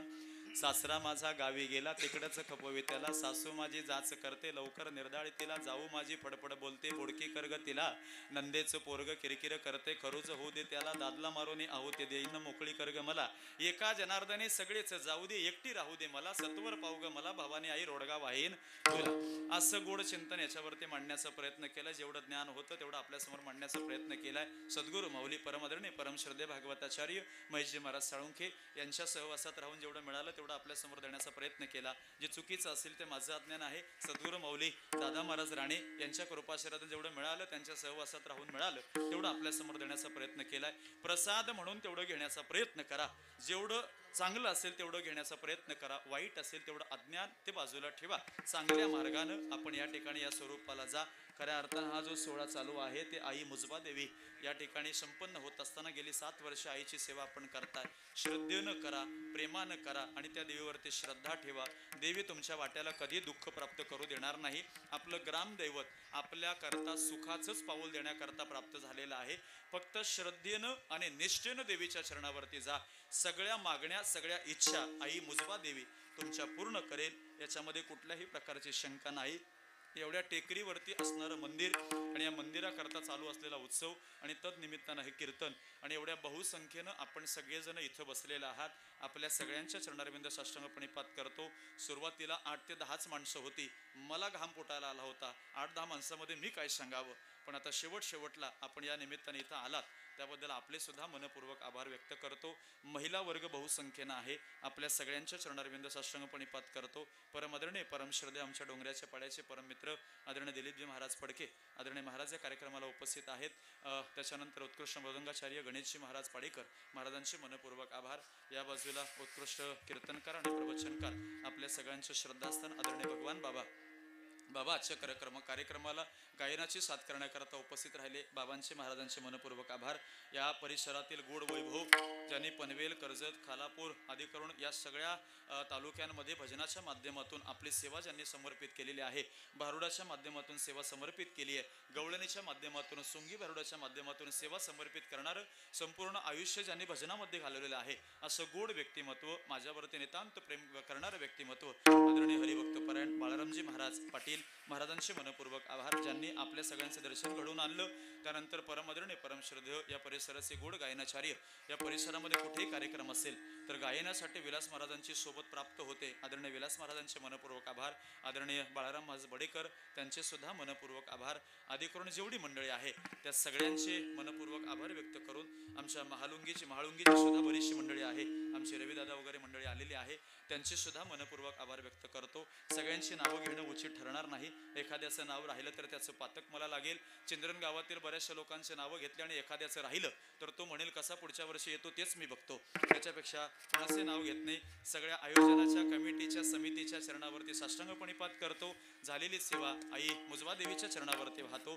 जाताना इथून काहीतरी चांगलं घेऊन जा, याचा अर्थ लोकांची चांगली चप्पल घेऊन जा असं मी तुम्हाला सांगितलेलं नाही. जे चांगलं म्हणजे जे ज्ञान मिळालं तेवढं घेऊन जाण्याचा प्रयत्न करा. लोक याचा विग्रह करतात. बुवानं सांगितलं ना चांगलं घेऊन जा, मग चांगली चप्पल पाहायची, जेवायचं मजबूत आणि मग निघून जायचं. तसं तुम्हाला म्हटलं नाही. ज्ञानार्जन करण्याचा प्रयत्न करा, सत्यानं जगा, प्रेमानं वागा, यातच ईश्वरी आनंद आहे अशी प्रार्थना करतो. सगळ्यांच्या चरणारविंद होतो. 10-15 मिनिटं आपल्या आग्रह खातर मी जास्त घेतली, त्याबद्दल दिलगिरी व्यक्त करतो. साऊंड सिस्टम सुनील दादा आपले सुद्धा मनपूर्वक आभार. ज्यांचं यूट्यूब लाईव्ह आहे त्यांचे सुद्धा मनपूर्वक आभार. आपण या ठिकाणी गोड साथ केली. सगळ्यांनी आनंदानं आपलं आयुष्य जगण्याचा प्रयत्न करा. मरण कधी येईल मलाही माहिती नाही आहे, त्याच्यामुळे आनंदानं जगण्याचा प्रयत्न करा एवढं बोलतो आणि वाणीला आजच्या पुरता या ठिकाणी पूर्णविराम देतो. विणेकऱ्यांपासून अगदी त्या टोकाऱ्यांपर्यंत जेवढे टाळकरी आहेत त्या सगळ्या टाळकऱ्यांचे मनपूर्वक आभार व्यक्त करून आजच्या पुरता या वाणीला या ठिकाणी पूर्णविराम.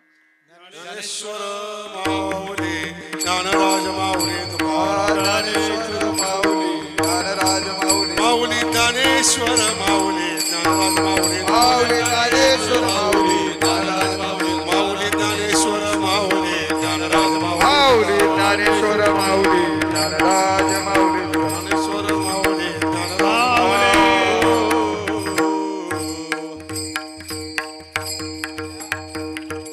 किंबहुना तुमचे केले धर्म कीर्तन सिद्धीस नेले येत जे माझे उरले पायिक पण सर्व माझा काळ तुझे या चिंतन काया वाचा म्हणे सहित देवा. सर्व माझा काळ तुझे या चिंतने काया वाचा म्हणे सहित देवा. नको जाऊ देऊ भंगा गात्रे माझी पांडुरंगा. जय विठ्ठल जय विठ्ठल जय विठ्ठल जय